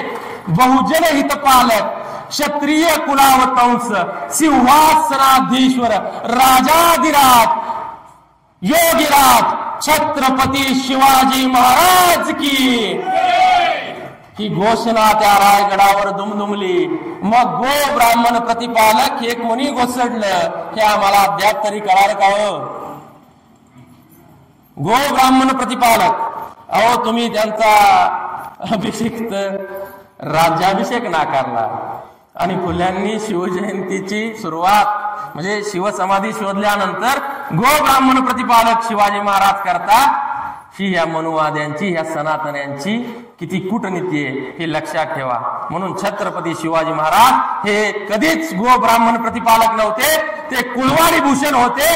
ते बहुजन हितपालक होते आणि आहे, भविष्यातही राहतील, कारण ते आमचं दैवत आहे. अलीकडचं सरकार आमच्या छत्रपतींचं मंदिर बांधायला निघालंय बरं का. थोडासा आता साहेब आहेत, साहेबांच्या पुढे थोडस धाडस करतोय. साहेब, ज्या छत्रपतींना स्वतःच्या मनगटावर 18 पगड जातीच्या मावळ्यांच्या रक्तानं शिंपडलेल्या, आपण दारात काय टाकतो, सडा, त्या सड्यावर हे शिवरायांचं स्वराज्य उभं राहिलं. त्या मावळ्यांच्या कार्याला आपण तिलांजली वाहणार आहे का हे या सरकारला आपण खडे बोल विचारले पाहिजेत. ज्यावेळी छत्रपती शिवरायांचं मंदिर होणार आहे, बसलेल्यांपैकी सुद्धा आता राग आणि द्वेष माझ्याबद्दल उफाळून आला असेल काही लोकांच्या मनामध्ये. हा छत्रपती शिवरायांच्या मंदिराला विरोध का करतोय? तर बाबांनो, ही सनातन्यांची वृत्ती लक्षात घ्या. कारण आपले मूळ पुरुष असणारे जे महापुरुष होते पहिले, त्यांना यांनी देव केलं. खंडोबा, भैरोबा, मसोबा हे आपले मूळ पुरुष आहेत, त्यांना देव गेलं, त्याबद्दलही सांगणार आहे. परंतु दुर्दैवानं छत्रपती शिवरायांना सुद्धा आता मंदिरात बसवण्याची योजना तयार झालेली आहे. छत्रपती शिवरायांना मंदिरात बसवायचं, मग देवाची भाबडी व्याख्या तुमच्या माझ्या मनात काय आहे? गायकवाड मॅडम चांगल्या पद्धतीने सांगतील. देवाची व्याख्या एकच आहे, हात वर केला की सुदर्शन चक्र फिरत गेलं, मानगुट कापली, चमत्कार झाला, स्वराज्य उभं राहिलं. ह्यांच्या बापानी स्वराज्य असं उभं राहिलं होतं का? ह्यांच्या 7 पिढ्या गेल्या तरी ह्यांनी हातात कधी तलवार घेऊ शकत नव्हते आणि आज ती तलवार झेपण्याचं मनगटात दारिष्ट किंवा बळ सुद्धा या लोकांच्यात नाही. पण यांच्या मेंदूत इतके किडे भरले की शिवरायांचं नाव घ्यायचं, आम्ही छत्रपती शिवरायांचे वारसदार आहे म्हणून सांगायचं आणि त्याच शिवरायांना दैवत्व बहाल करून टाकायचं, त्यांच्या पराक्रमांना तिलांजली व्हायची. 18 पगड जातीच्या मावळ्यांनी रक्त सांडलेल्या सगळ्या ठिकाणांना त्या ठिकाणी पवित्र म्हणून संबोधायचं आणि ते पराक्रम नव्हे तर चमत्कार आहेत असं दाखवायचं. ह्याच उद्देशानं छत्रपती शिवरायांची मंदिरं उभारण्याचा यांनी घाट घातलाय. ही मंदिर होता का म्हणायचं लक्षात ठेवा. शिव फुले शाहू आंबेडकरांचा विचार जर आपल्याला पुढे तेवत ठेवायचा असेल तर छत्रपती शिवरायांना जर मंदिरात बसवलं तर छत्रपती शिवराय पुढच्या पिढीला देव म्हणूनच ओळखले जातील. आणि देव म्हणलं की चमत्कार ही भाबडी अशा लक्षात ठेवा.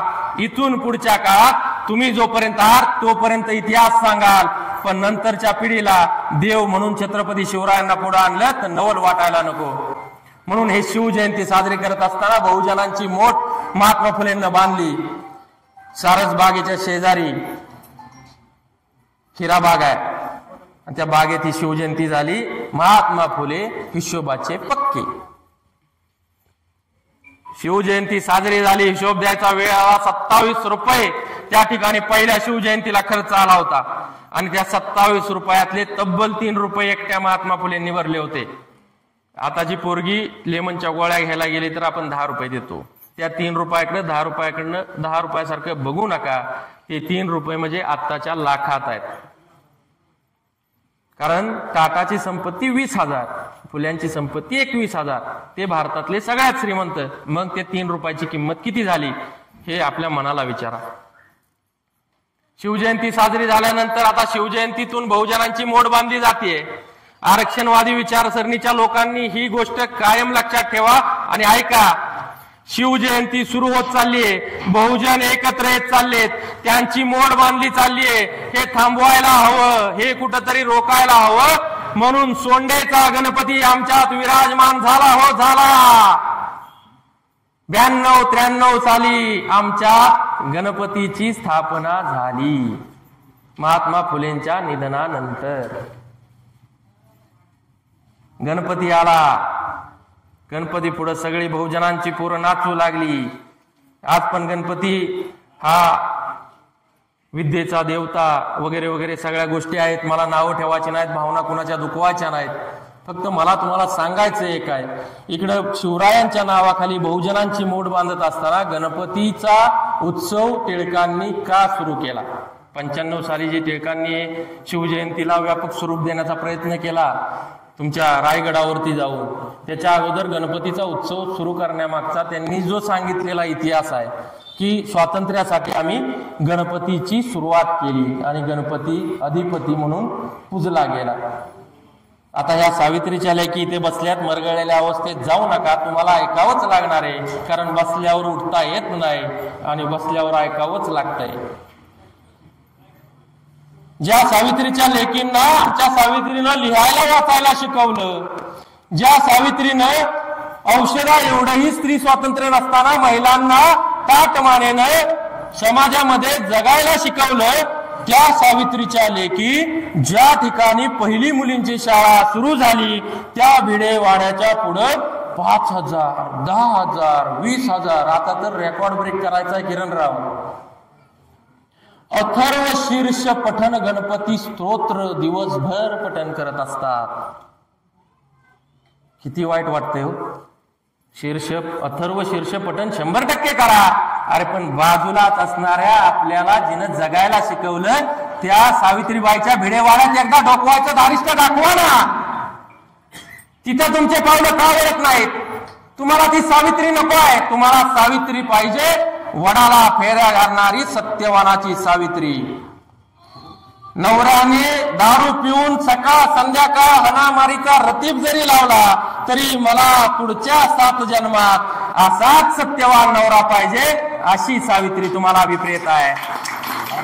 ही सावित्री तुम्हाला समाजात ताटमानेनं शिकवणारी नाहीये. ही सावित्री तुम्हाला समाजामध्ये चांगल्या पद्धतीने वावरायला शिकवणारी नाहीये. ही सावित्री तुम्हाला अधोगतीकडे नेणारी आहे. कारण तुम्ही समाजाच्या प्रगतीच्या प्रणेते आहात. ते कशा आहात? तर एक मुलगी शिकली 2 कुटुंब सुधारते. एक तिचं माहेर, दुसरं तिचं सासर. आणि तुम्ही जर माहेरात बी कर्मकांड केली आणि सासरात बी असा सत्यवानाचा व्रत घेतला तर दोन्ही कुटुंबाचा भट्ट्या बोळ. आणि आम्ही किती जरी इतिहास सांगितला, घशाला आता कोरड जरी पडली तरी त्याचा काही उपयोग होणार नाही, हे मला तुम्हाला आवर्जून सांगावंसं वाटतं. त्यामुळं ज्योतिबाची सावित्री तुम्हाला अंगीकारावी लागेल, सत्यवानाच्या सावित्रीला कुठंतरी बगेल द्यावी लागेल. अहो, वडाच्या झाडाला फेऱ्या मारताना त्या वडाला सुद्धा श्वास घ्यायला जागा ठेवत नाही, हे पाप कुठं फेडाल? कधीतरी एक वडाचं झाड लावलंय का? आता रस्ते विकास मंत्री, खरं तर माझ्यावर टीका पण होईल या वक्तव्यानं, पण या महाराष्ट्राला आणि भारताला प्रदूषणाच्या खाईत लोटणारा सगळ्यात प्रगतशील मंत्री जर कोणी असेल तो नितीन गडकरी आहे. रस्ते आणि विकासाच्या नावावर इतकी बेसुमार जंगलतोड, इतकी बेसुमार वृक्षतोड चालली. विकास पाहिजे, विकास झाला पाहिजे, दळणवळणाच्या सोयी सुविधा मिळाल्या पाहिजेत. अरे पण तुम्ही जितकी झाडं तोडताय त्याच्या 25% तरी झाडं लावलीत का? समृद्धी महामार्ग जवळपास इथून तिथून जंगलातनं गेलाय तात्या, पण तिथं झाड बघायला पण राहिलं नाही रस्त्याच्या कडेला.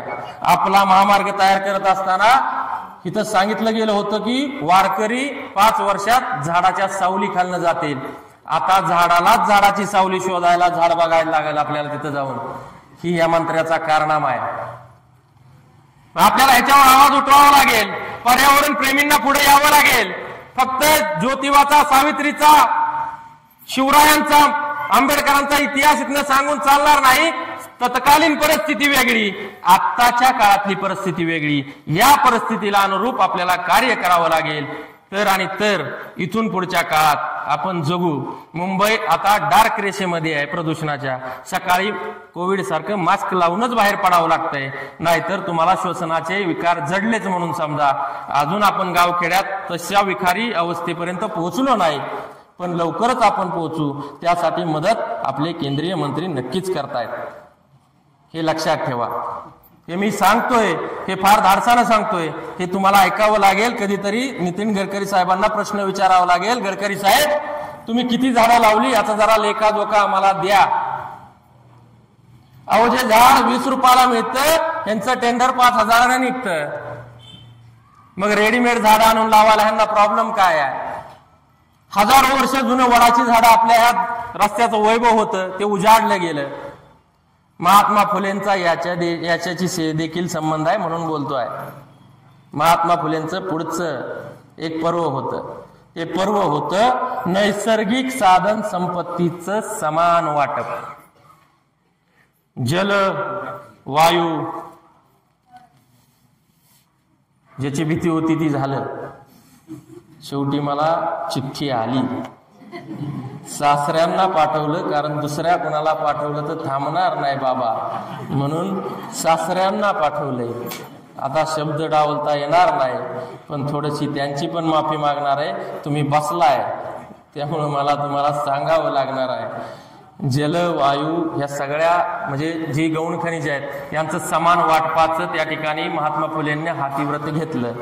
असे पत्रव्यवहार ब्रिटिशांना केले आणि समान वाटपासाठी एका म्हणजे जे सनातनी वृत्तीचे लोक आहेत, मला त्या जातीवर बोलायचं नाही, किंबहुना बोलणं योग्य नाही, ह्या लोकांकडे या सगळ्या गोष्टींची मक्तेदारी होती. आणि ही मक्ता मोडून काढण्यासाठी समान वाटपाचं विवरणाचा पत्र महात्मा फुलेंनी त्यावेळी घेतलं. हे जल, जंगल, वायू हे सगळ्यांना समान ह्याच्यात मिळालं पाहिजे म्हणून पुढाकार घेणारा हा क्रांतीसूर्य होता, हे लक्षात ठेवा. त्यानंतर त्या सगळ्या अनिष्ट रूढी, परंपरा, प्रथा सगळ्या आपण बंद तर पाडल्यात, पण त्यासाठी अविरत कार्य करणारी एक संघटना असायला पाहिजे, जी माझ्या विचारांची असली पाहिजे. समताधिष्ठित समाज निर्मितीच्या दृष्टिकोनातून तिनं अविरत श्रम परिश्रम घेतले पाहिजेत. म्हणून 24 डिसेंबर 1873 हा दिवस सुवर्ण दिवस म्हणून लिहून ठेवा. 24 डिसेंबर 1873 रोजी सत्यशोधक समाजाची स्थापना महात्मा ज्योतिराव फुल्यांनी केली.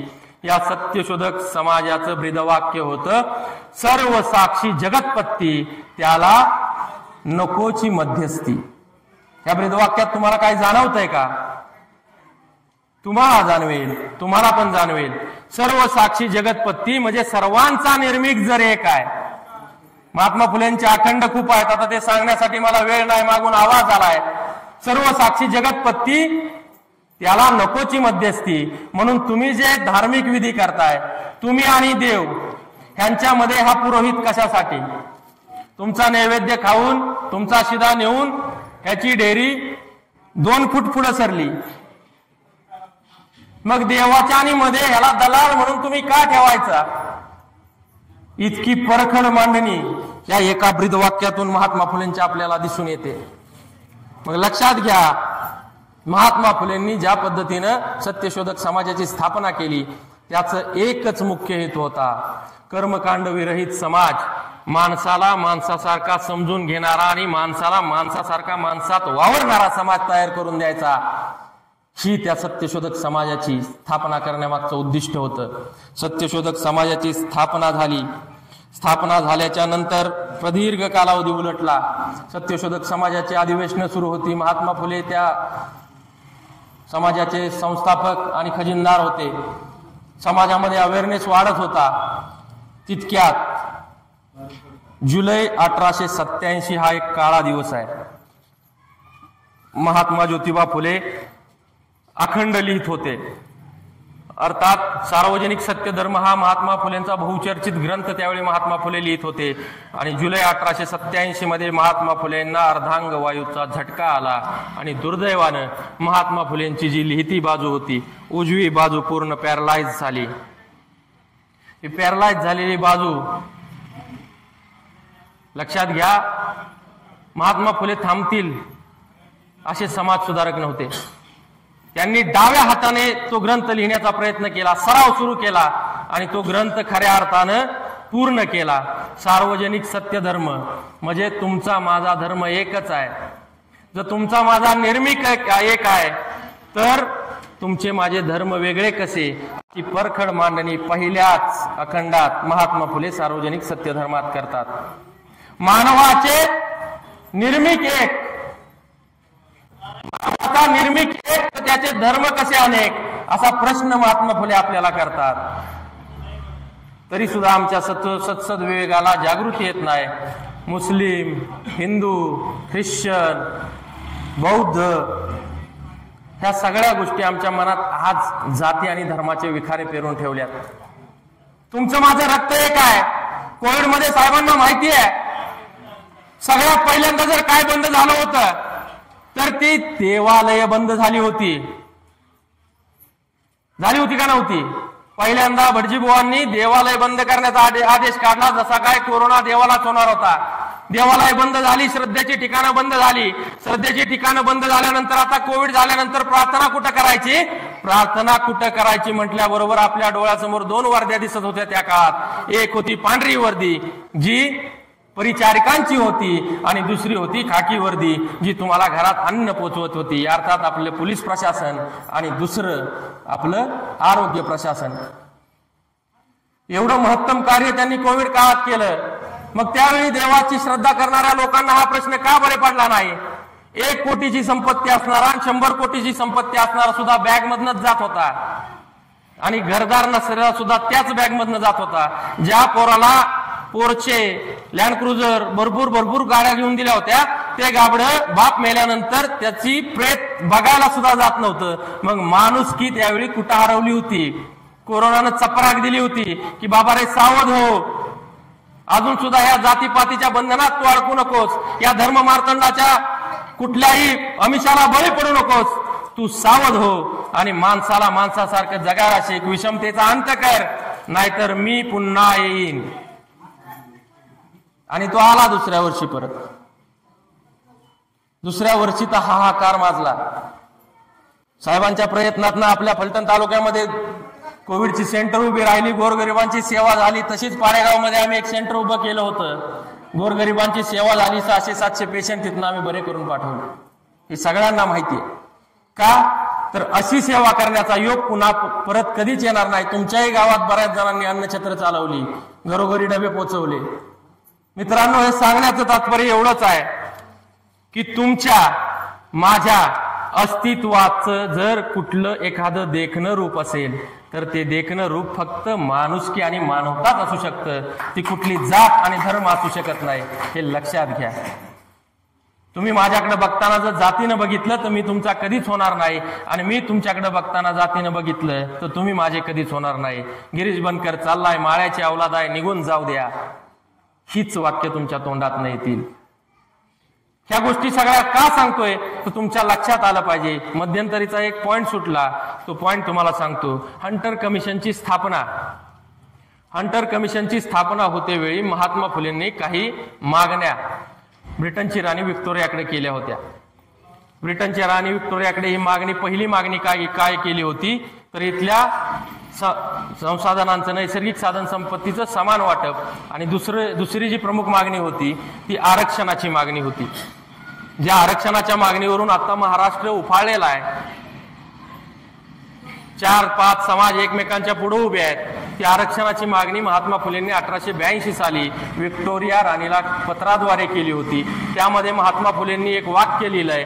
ते वाक्य फार वाखाणण्याजोगतं आहे. ते वाक्य नंतर समाजसेवक आणि आरक्षणवादी विचारांचा एक धगधगता तारा कांशीरामांनी ते उचललं साहेब. ते वाक्य होतं, जैसे दयाचे संख्या बळ तैसे तयाला करावे सामील. म्हणजे ज्या बहुजन समाजातल्या खालच्या जाती आहेत, त्यावेळी समजल्या जायच्या त्या खालच्या जाती, त्या जातीतल्या लोकांना सुद्धा प्रशासनात घेतलं पाहिजे. त्या जातींना सुद्धा प्रतिनिधित्वाची संधी मिळाली पाहिजे. आणि म्हणूनच ही आरक्षणाची मागणी महात्मा फुलेंनी त्या 82च्या हंटर कमिशनकडे केली.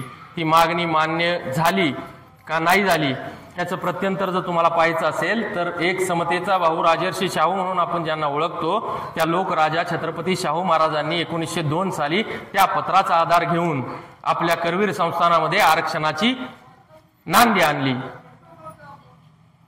स्पृश्य समजल्या जाणाऱ्या समाजाला आपल्या वाड्यात राहायला जागा दिली आणि त्यांना आपल्या संस्थानामध्ये त्या ठिकाणी प्रशासकीय सेवेमध्ये सामील करून घेतलं.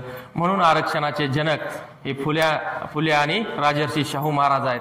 हे प्रकर्षाने जाणून घ्या. त्यानंतर 1937ला बाबासाहेबांनी SC ST साठी एक स्ट्रॉंग हे करून घेतलं, ॲफिडेव्हिट करून घेतलं, अर्थात कायदा पारित करून घेतला. म्हणूनच आपल्या आमदार साहेबांना शिक्षक कमी आणि आमदार म्हणून आपल्याला 15 वर्ष बघता आलं. जर ते आरक्षण बाबासाहेबांनी लागू केलं नसतं तर आमचे आमदार दीपकरावजी चव्हाण हे साहेब न म्हणता आपण त्यांना दीपक चव्हाण सर म्हटलं असतं. सर ही पदवी आदरयुक्त गुरुला दिली जाते. साहेब ही पदवी आपल्या लोकप्रतिनिधीला दिली जाते, जो आपले प्रश्न सोडवतो. अशा दीपकराव चव्हाण साहेबांची त्यांच्या 15 वर्षाच्या कारकिर्दीसाठी एकदा जोरदार टाळ्या वाजवा. जो माणूस मागच्या 1.5 तासापासून माझ्यासारख्या सर्वसामान्य पोराचे विचार ऐकतोय. तुम्हाला आता फक्त अगदी 5-10 मिनिटात मोकळं करतो, कारण आतनं पण आता बडबड चालू झाली. नारायण मेघाजी लोखंडे आणि सत्यशोधक राव बहादूर वंडेकर यांनी 11 मे 1888 साली आपल्या महात्मा फुलेंना महात्मा ही पदवी बहाल करण्याचं ठरवलं. बायखाळा इथल्या कोळीवाड्यात एक प्रचंड मोठी सभा घेतली गेली आणि त्या सभेमध्ये 18 पगड जातीच्या 4-5 हजार लोकांनी मिळून महात्मा फुलेंना, म्हणजे त्यावेळी ते ज्योतिराव फुले होते, त्यावेळी पदवी कुठली द्यायची. समाजसेवक तर एवढा द्रष्टा आहे, मग त्याला पदवी कुठली द्यायची. तर एकमुखानं पदवीचा नामोल्लेख झाला, जो महात्मा म्हणून होता. आणि तो महात्मा म्हणून उल्लेख त्या ठिकाणी करण्यात आल्यानंतर ज्योतिराव हे महात्मा झाले. ते साल होतं 1888. 1888च्या सालात महात्मा पदवी प्राप्त झाल्यानंतर महात्मा फुले 1889 सालाच्या उत्तरार्धात त्यांची प्रकृती ढासळत गेली होती. आणि ढासळत्या प्रकृतीला खऱ्या अर्थानं औषधोपचाराची गरज होती. औषधोपचार करण्यासाठी महात्मा फुलेंकडे त्यावेळी द्रव्य नव्हतं. द्रव्य म्हणजे पैसा. आता तुम्ही म्हणाल की महात्मा फुलेची संपत्ती देशातल्या सगळ्यात मोठ्या उद्योजक आणि श्रीमंतांमधले गणले जाणारे महात्मा फुले नंबर 1चे. मग महात्मा फुलेंची संपत्ती एवढी असताना औषधोपचाराला महाग कसे झाले. तर महात्मा फुलेंनी त्यांच्या संपत्तीचा, पैशाचा संचय कधीच करून ठेवला नाही. तो पैसा सगळा समाजसेवेसाठी वाहिला आणि त्यांना औषधोपचारालाही महाग व्हावं लागलं. 1889 साल उजाडलं. त्यात महात्मा फुलेंची प्रकृती प्रचंड ढासळत गेली आणि त्याच वेळी दत्तक पुत्र यशवंताचा विवाह करण्याचं ठरवलं. यशवंताचा विवाह त्यावेळी ज्ञानोबा कृष्णाजी कोल्हे नामक त्यांच्या सत्यशोधक कार्यकर्त्याच्या मुलीशी, राधा उर्फ लक्ष्मीशी करण्यात आला. आणि जे तुम्हा आम्हाला अभिप्रेत नसणारं साल उजाडलं. ते साल होतं 1890. ह्या 1890 सालामध्ये महात्मा फुलेंना औषध उपचार करण्यासाठी पैसे नव्हते हे माहीत होतं, म्हणून त्यांच्या सत्यशोधक असणाऱ्या एका डॉक्टर विश्राम घोले यांनी तात्पुरते उपचार केले. पण नंतरच्या उपचारांसाठीचा खर्च प्रचंड होता आणि हा खर्च महात्मा फुलेंना देणं किंवा करणं शक्य नव्हतं. म्हणून त्यांचे स्नेही आणि त्यांचे राजकीय ऋषी असणारे सन्माननीय मामा परमानंद यांनी बहुजनांचे नायक असणारे बडोदा नरेश सयाजीराव गायकवाड महाराज यांना पत्र व्यवहाराला सुरुवात केली. पहिलं पत्र 31 जुलै 1890 साली बडोदा नरेशांना सयाजीराव गायकवाडांना ज्येष्ठ विचारवंत मामा परमानंदांनी केलं आणि त्या पत्रात सांगितलं की महाराज, ज्या माणसानं आपलं आयुष्य समताधिष्ठित समाज निर्मितीसाठी आणि सनातनांच्या विरोधात खर्च केलंय, तो माणूस आज औषध उपचाराला महाग आहे, त्यामुळे तुम्ही त्यांना तातडीनं आर्थिक मदत पुरवावी असं ते पत्र होतं. त्याचं उत्तर काही केलं आलं नाही. दुसरं पत्र ताबडतोब दुसऱ्या महिन्यात 9 ऑगस्ट 1890 रोजी त्याच मामा परमानंदांनी केलं, ज्याच्यामध्ये ते लिहितात, महाराज, ज्योतिबांनी अनेक वर्षांनी स्वार्थीपणे जनसेवेत घालवली आहेत आणि सध्या ते असहाय्य स्थितीत कालकंठित करत आहेत. अशा वेळी तरी आपणाकडून त्यांना भरीव आर्थिक मदतीची गरज आहे. माझी तुम्हाला विनंती आहे महाराज की आपण या महात्म्याचा जीव वाचवण्यासाठी तातडीनं आर्थिक मदत पुरवली पाहिजे. माझी तुम्हाला विनंती आहे. फुल्यांना ती मदत पोचली नाही. त्याचं कारण होतं सयाजीराव गायकवाडांच्या वाड्यामध्ये कार्यरत असणारे उच्चवर्णीय उच्च जातीतले जे त्यांचे सेवक होते, त्यांनी ही दोन्ही पत्र सयाजीराव गायकवाडांपर्यंत पोहोचवलीच नव्हती. दुर्दैवानं महात्मा फुलेंना ती मदत मिळाली नाही आणि महात्मा फुले हे 28 नोव्हेंबर, लक्षात घ्या, 28 नोव्हेंबर 1890 महात्मा फुलेंची क्रांती सूर्याची प्राणज्योत मालवली आणि क्रांती सूर्याचा अंत झाला. औषधोपचाराविना भारतातल्या सगळ्यात श्रीमंत उद्योगपतीचा, समाज सुधारकाचा आणि सगळ्यात महत्वाचं 1876 ते 82 म्हणून पुणे नगरपालिकेमध्ये नगरसेवक आणि आयुक्त पदावर काम करणाऱ्या एका जनसेवकाचा एवढा करुण अंत हा कुणी सुद्धा विपरीत केला नसेल. तो अंत 28 नोव्हेंबर 1890 साली झाला. त्यावेळी महात्मा फुलेंनी त्यांची जी मृत्यूपत्र होतं ते मृत्यूपत्र आधीच 2 वर्ष लिहून ठेवलं होतं. त्या मृत्यूपत्रात महात्मा फुलेंनी शेवटची इच्छा प्रगट करून ठेवली होती. ती शेवटची इच्छा अशी होती, अगदी 5 मिनिटात मी संपवतोय, फोन करू नका.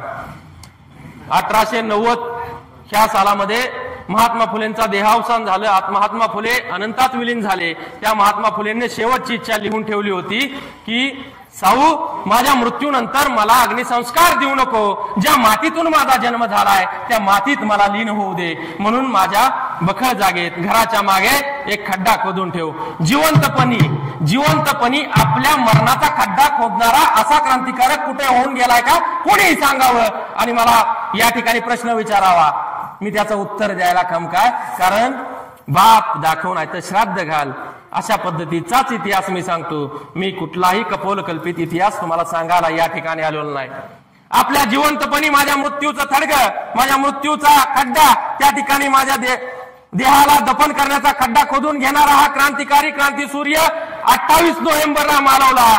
आणि सावित्रीबाई फुलेंना तसं करण्याचं योजलं सुद्धा. पण दुर्दैव असं की नगरपालिकेच्या अधिकाऱ्यांनी महात्मा फुलेंचा दफनविधी राहत्या ठिकाणी किंवा निवासी ठिकाणी कायद्याने करता येणार नाही अशी मुभा घातली आणि परवानगी नाकारली.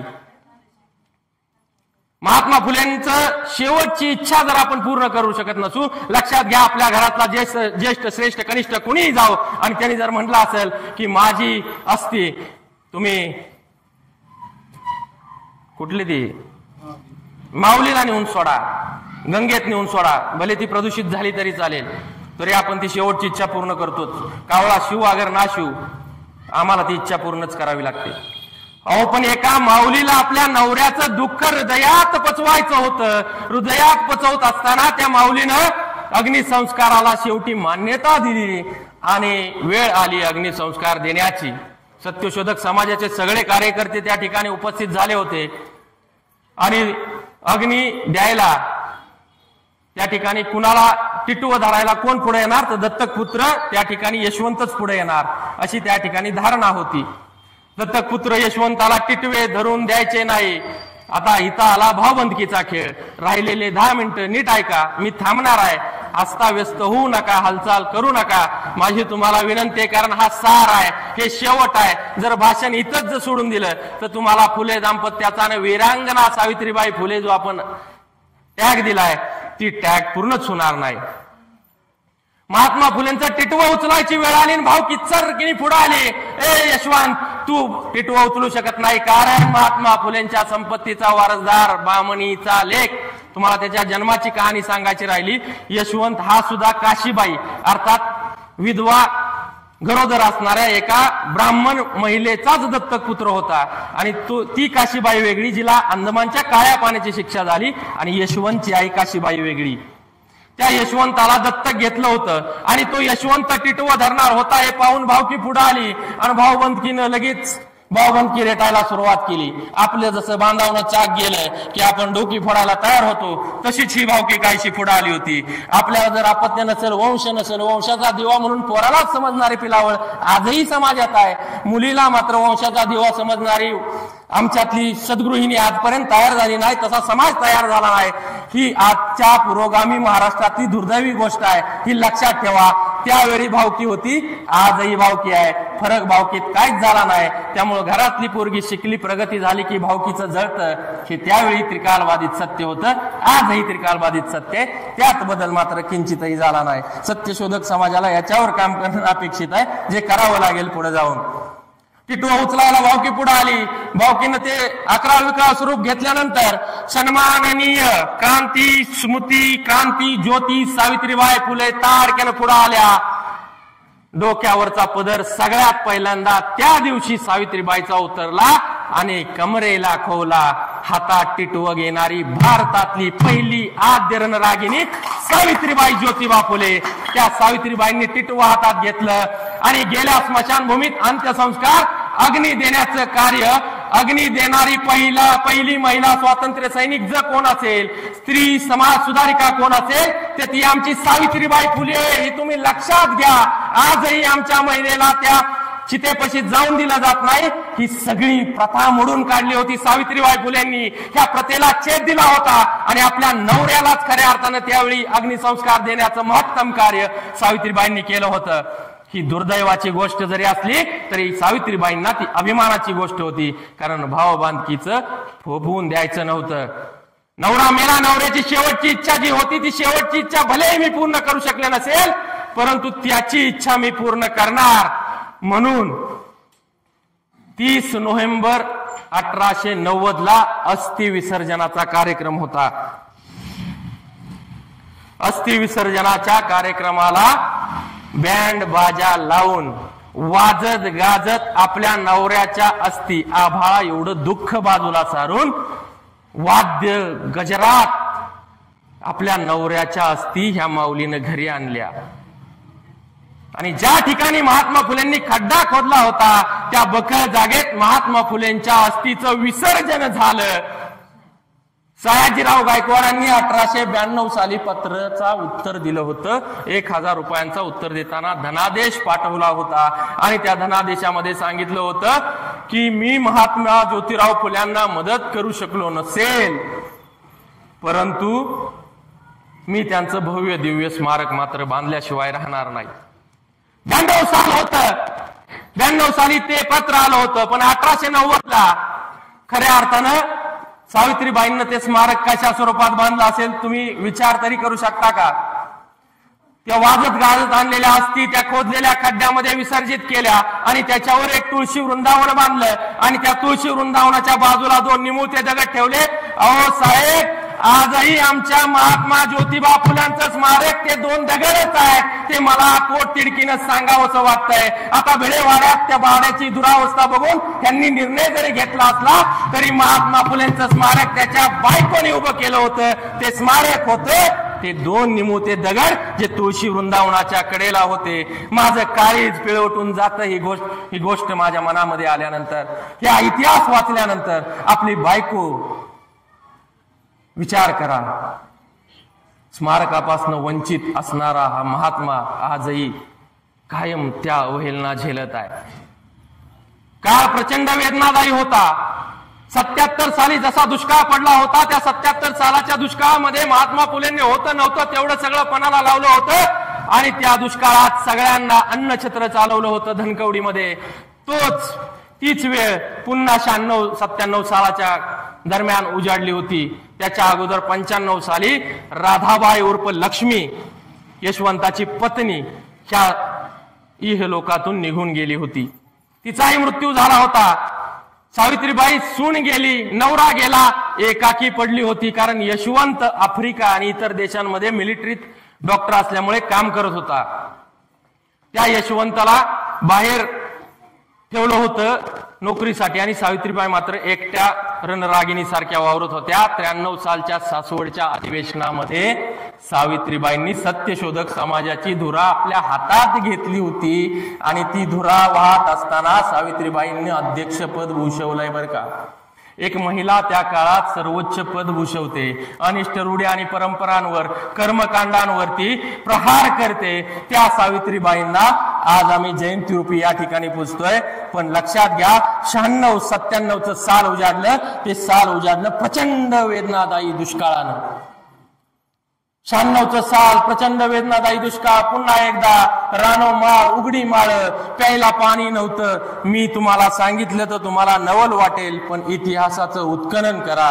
राजगुरुनगर, ओतूर भागात ज्यावेळी सावित्रीबाई फिरत होत्या त्यावेळी त्यांनी महात्मा फुलेंना एक 3रं पत्र लिहिलं होतं.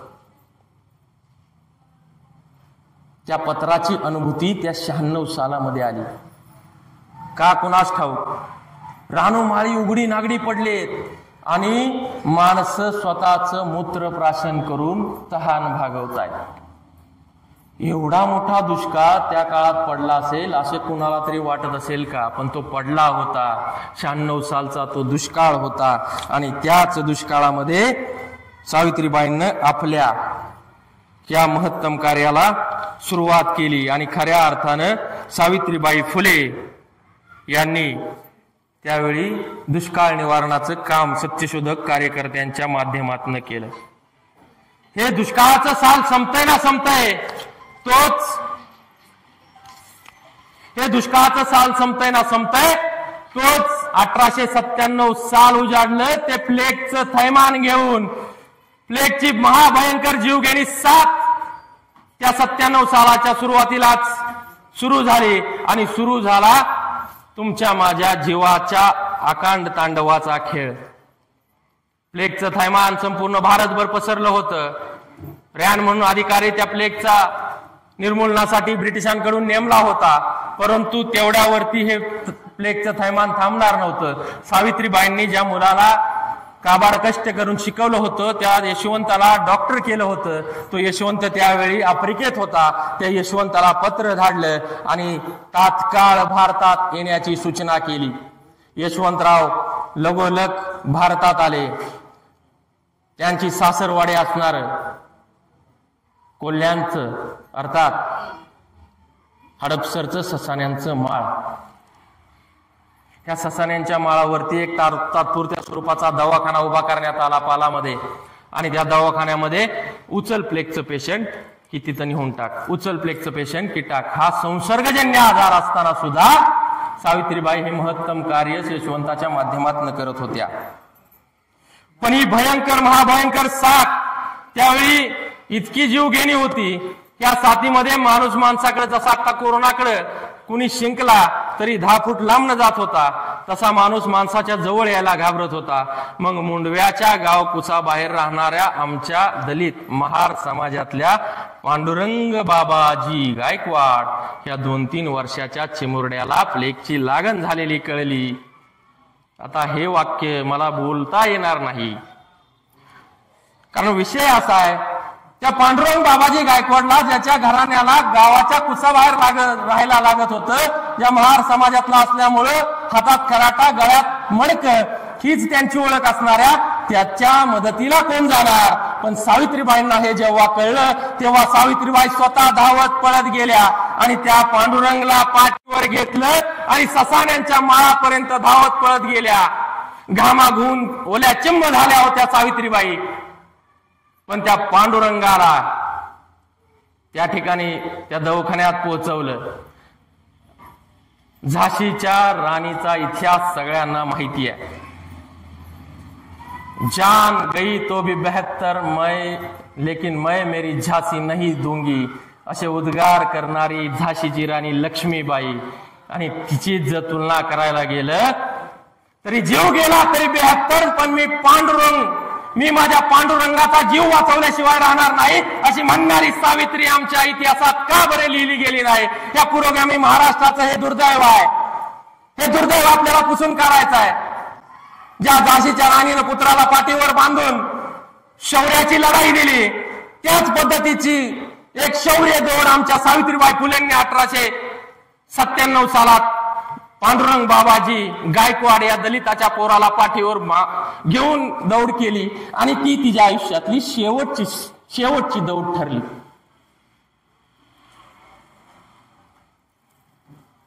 माय माऊलीला त्यातच प्लेगची लागण झाली आणि 10 मार्च 1897 अतिशय जड अंतकरणानं रात्री 9 वाजता दीनबंधू या महात्मा फुलेंच्या वृत्तपत्रानं बातमी प्रसारित केली की क्रांतीची ज्योत मावळली आहे. तुमची माझी स्त्री उद्धारक, आद्य शिक्षिका, मुख्याध्यापिका सावित्रीबाई फुले अनंतात लीन झालीये. सावित्रीबाईंची प्राणज्योत मालवली, सावित्रीबाईंचा जीव गेला. हा पण किती संघर्षात. आणि मग का आपण तिला वीरांगना सावित्रीबाई म्हणून तिचा इतिहास सर बोलू शकत नाही? तो इतिहास सगळ्यांपुढे मांडू शकत नाही? हा इतिहासकारांना माझा प्रश्न आहे. म्हणून तुमच्या माझ्यासारखे बहुजनांचे 1000 इतिहासकार तयार व्हायला पाहिजेत आणि हा खरा इतिहास, हा फुले दाम्पत्याचा खरा इतिहास या समाजापुढे आणला पाहिजे. हा इतिहास जोपर्यंत तुम्हाला आणि मला कळणार नाही तोपर्यंत सावित्री ज्योती आमच्या मनमेंदूमध्ये घुसणार नाही. हे दुर्दैवानं सांगावंसं वाटतं. 97चं साल सावित्रीबाईंच्या दुःखात सावरण्यात गेलं. सैरभैर झालेला बायको गेली, आई गेली, वडील गेली, पोरका झालेला यशवंत एकटा सैरभैर झाला होता. सैरभैर झालेल्या यशवंताला कुठेतरी पुन्हा एकदा गृहस्थाश्रमात पाठवावं असं सत्यशोधक समाजाच्या लोकांनी ठरवलं. सत्यशोधक समाजाच्या कार्यकर्त्यांनी 1903 साली यशवंताचं पुनर्विवाह लागून दिला. 1903 साली यशवंताचा लग्न झालं, चंद्रभागाबाईंशी लग्न झालं आणि 1906 साली यशवंत मिलिटरीत असताना परदेशात आजारपणात गेला. अर्थात त्याची नोंद सुद्धा ब्रिटिश दप्तरात प्लेग म्हणूनच आहे. डॉक्टर यशवंत फुले हे महात्मा फुलेंचे वारसदार आणि दत्तक पुत्र परदेशात मृत्यू पावले आणि उघडा पडला क्रांती सूर्याचा संपूर्ण परिवार. चंद्रभागाबाईंवर दैनंदिन गुजराण करण्याची आली. अतिशय अवहेलनात्मक पद्धतीनं त्यांच्यावर गुजराण करण्याची वेळ आली. सुरुवातीला ह्या माऊलीनं जगण्यासाठी, कारण डॉक्टर यशवंतांची एक कन्या सुद्धा झाली होती. सोनू उर्फ तिचं नाव ही लक्ष्मीच ठेवलं होतं. राधाबाईंची ती कन्या, आणि त्या कन्येला जर वाढवायचं असेल तर हातात पैसा पाहिजे. सगळ्यात पहिल्यांदा जर साहेब ह्या चंद्रभागाबाईंनी कशाचा निलाव केला असेल तर महात्मा फुलेंच्या पुस्तकांचा निलाव केला. त्यातनं आलेल्या पैशांमध्ये आपल्या मुलीला वाढवण्याचं एक छोटस स्वप्न त्या चंद्रभागाबाईंनी मनाशी बाळगलं. दुर्दैवानं अहो पुस्तकांच्या रद्दीचा पैसा किती दिवस पुरणार आहे? पुस्तकं विकली, तदनंतर घरातली भांडी कुंडी सुद्धा विकली. भांडी कुंडी विकल्यानंतरही गुजराण करणं मुश्किलीचं झालं. मग तो काळा दिवस उजाडला ज्या दिवशी ज्या समतावाड्याची निर्मिती झाली होती. तो समतावाडा या चंद्रभागाबाईंना जगण्याच्यासाठी, मुलीला वाढवण्यासाठी विकायला लागला. तो दिवस होता 28 ऑक्टोबर 1910. हा अवघ्या 100 रुपयात मारुती देडगे नावाच्या व्यक्तीला महात्मा फुलेंचा समता वाडा विकला गेला आणि उघडा पडला या क्रांती सूर्याच्या वंशाचा इतिहास. क्रांती सूर्याची सून रस्त्यावर आली. रामेश्वराच्या मंदिरावर फुटपाथवर भिक्षा मागून जगण्याची वेळ या चंद्रभागाबाईंवर आली. तांदूळ लेकरू हातात घेऊन चंद्रभागाबाई दैनंदिन गुजराण करू लागल्या रामेश्वराच्या मंदिराच्या फुटपाथवर. अहो, एवढी अवहेलना कुठल्या समाज सुधारकाच्या वाट्याला आलीये? एवढी अवहेलनात्मक वागणूक कुठल्या समाज सुधारकाच्या वाट्याला आलीये? ही अवहेलना ही समाज रणधुरंदर रणरागिणी सोसत होती आणि त्यातही ते साल उजाडलं ज्या सालात रामेश्वराच्या मंदिरापुढे फुटपाथवर भिक्षा मागत असताना बेवारस म्हणून चंद्रभागाबाईंचा मृत्यू झाला. चंद्रभागाबाई पुन्हा होणे नाही. चंद्रभागाबाई फुटपाथवर वारल्या आणि त्यांचं मयत महात्मा फुलेंच्या सुनेचं मयत नगरपालिकेला बेवारस म्हणून करावं लागलं. हे केवढं मोठं दुर्दैव या फुले दाम्पत्याच्या सुनेच्या नशिबी आलं. आणि बेवारस मृत्यूची नोंद आजही नगरपालिकेच्या दप्तरात नोंद आहे. तुम्ही कधीही त्याच्यात ती नोंद शोधायला जाऊ शकता. इतिहासकारांनी ती नोंद आता रेखाटलेली आहे. बेवारस मृत्यूची नोंद झाल्यानंतर नगरपालिकेने त्यांचे अंत्यसंस्कार केले आणि जे तांदूळ लेकरू होत सोनू उर्फ लक्ष्मीबाई हिला एका बिजवराशी लग्न करावं लागलं. फुले दाम्पत्याची ही करुण कहाणी याच ठिकाणी संपत नाही. बाबूराव गंगाराम फुले दत्तवाडीतले हे गृहस्थ जे बिजवर होते त्या बिजवराशी या फुले दाम्पत्याच्या नातीनं लग्न केलं आणि तिचाही देहावसान नंतर 1938 साली झालं. तिला जी 2 अपत्य झाली होती त्यात दत्तात्रय बाबूराव फुले आणि ज्या चंचलाताई कोंद्रे इथं बसलेल्यापैकी बऱ्याच जणांना माहीत असतील, ज्या पुणे महानगरपालिकेच्या महापौर म्हणून विराजमान होत्या, त्या चंचलाताई कोंद्रेंच्या पूर्वज आजीबाई मथुरा कोंद्रे ह्या मुंडव्याला होत्या. हा सगळा इतिहास आज तुमच्या पुढे मांडताना मनात काहूर माजलं होतं. हा इतिहास तुम्हाला सांगताना खरं तर मनाला छिन्न विछिन्न वेदना होत होत्या. परंतु लक्षात ठेवा, ज्या सावित्रीबाईंनी दैववादाला, ज्या महात्मा फुलेंनी दैववादाला आपल्या आयुष्यामध्ये कुठेच थारा दिला नाही, ज्या सावित्रीबाईंनी, ज्या महात्मा फुलेंनी हजारो विधवा अनाथ मुलांच्या आयुष्यात समतेचा प्रकाश टाकला, न्यायाचा प्रकाश टाकला, त्याच सावित्रीबाई आणि ज्योतिबांच्या सुनेला अंधारात बेवारस म्हणून मरावं लागतं. हे पुरोगामी महाराष्ट्राला शोभणार आहे का? हा क्रांती सूर्याचा इतिहास याच ठिकाणी थांबतो, पण सुरू होतो दैववादाचा इतिहास. तुकडोजी महाराजांनी फार सुंदर रचना केली. ती रचना तुम्हाला फक्त 2 ओळीत सांगतो आणि थांबतो. तुकडोजी महाराज माय माऊल्यांनो काय म्हणतात? मनी नाही भाव आणि देवा मला पाव. विद्रोही संत राष्ट्र संत तुकडोजी महाराज म्हणतात, मनी नाही भाव आणि देवा मला पाव. देव अशाने पावायचा नाही र, देव बाजारचा भाजीपाला नाही र. नंतर ते देवाच्या अस्तित्वावर प्रश्नचिन्ह निर्माण करतात. आम्ही त्याची सखोल कधीच चिकित्सा करत नाही. अरे दगडाचा देव त्याला वडराचं भेव. म्हणजे दगडाला सुद्धा देवपण घेण्यासाठी वडराच्या टाक्याचे घाव सोसावे लागतात. त्याला वडराची भीती आहे. लाकडाचा देव त्याला सुताराचं भेव. मातीचा देव त्याला पाण्याचं भेव. मातीतला देव पाण्यात विरघळून जाईल, लाकडाचा देव अग्नीत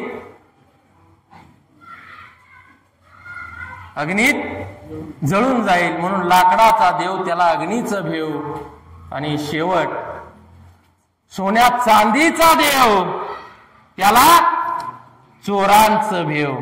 जो देव स्वतःचं अस्तित्व अबाधित ठेवू शकत नाही, जो देव स्वतःला वाचवू शकत नाही, तो देव तुमच्या माझ्या अस्तित्वावर कसं काय प्रश्नचिन्ह निर्माण करू शकतो, तुमच्या माझ्या रक्षणाची जबाबदारी कशी काय घेऊ शकतो, एवढंच बोलतो. आणि दैववादी विचारांच्या लोकांना त्रिवार वंदन करून सांगतो की आता तरी पुरोगाम्यांच्या चळवळीमध्ये सक्रिय व्हा, आता तरी इथून पुढे सत्य विचार मांडायला शिका, सत्य विचार आचरणात आणायला शिका, सत्यवादी बना.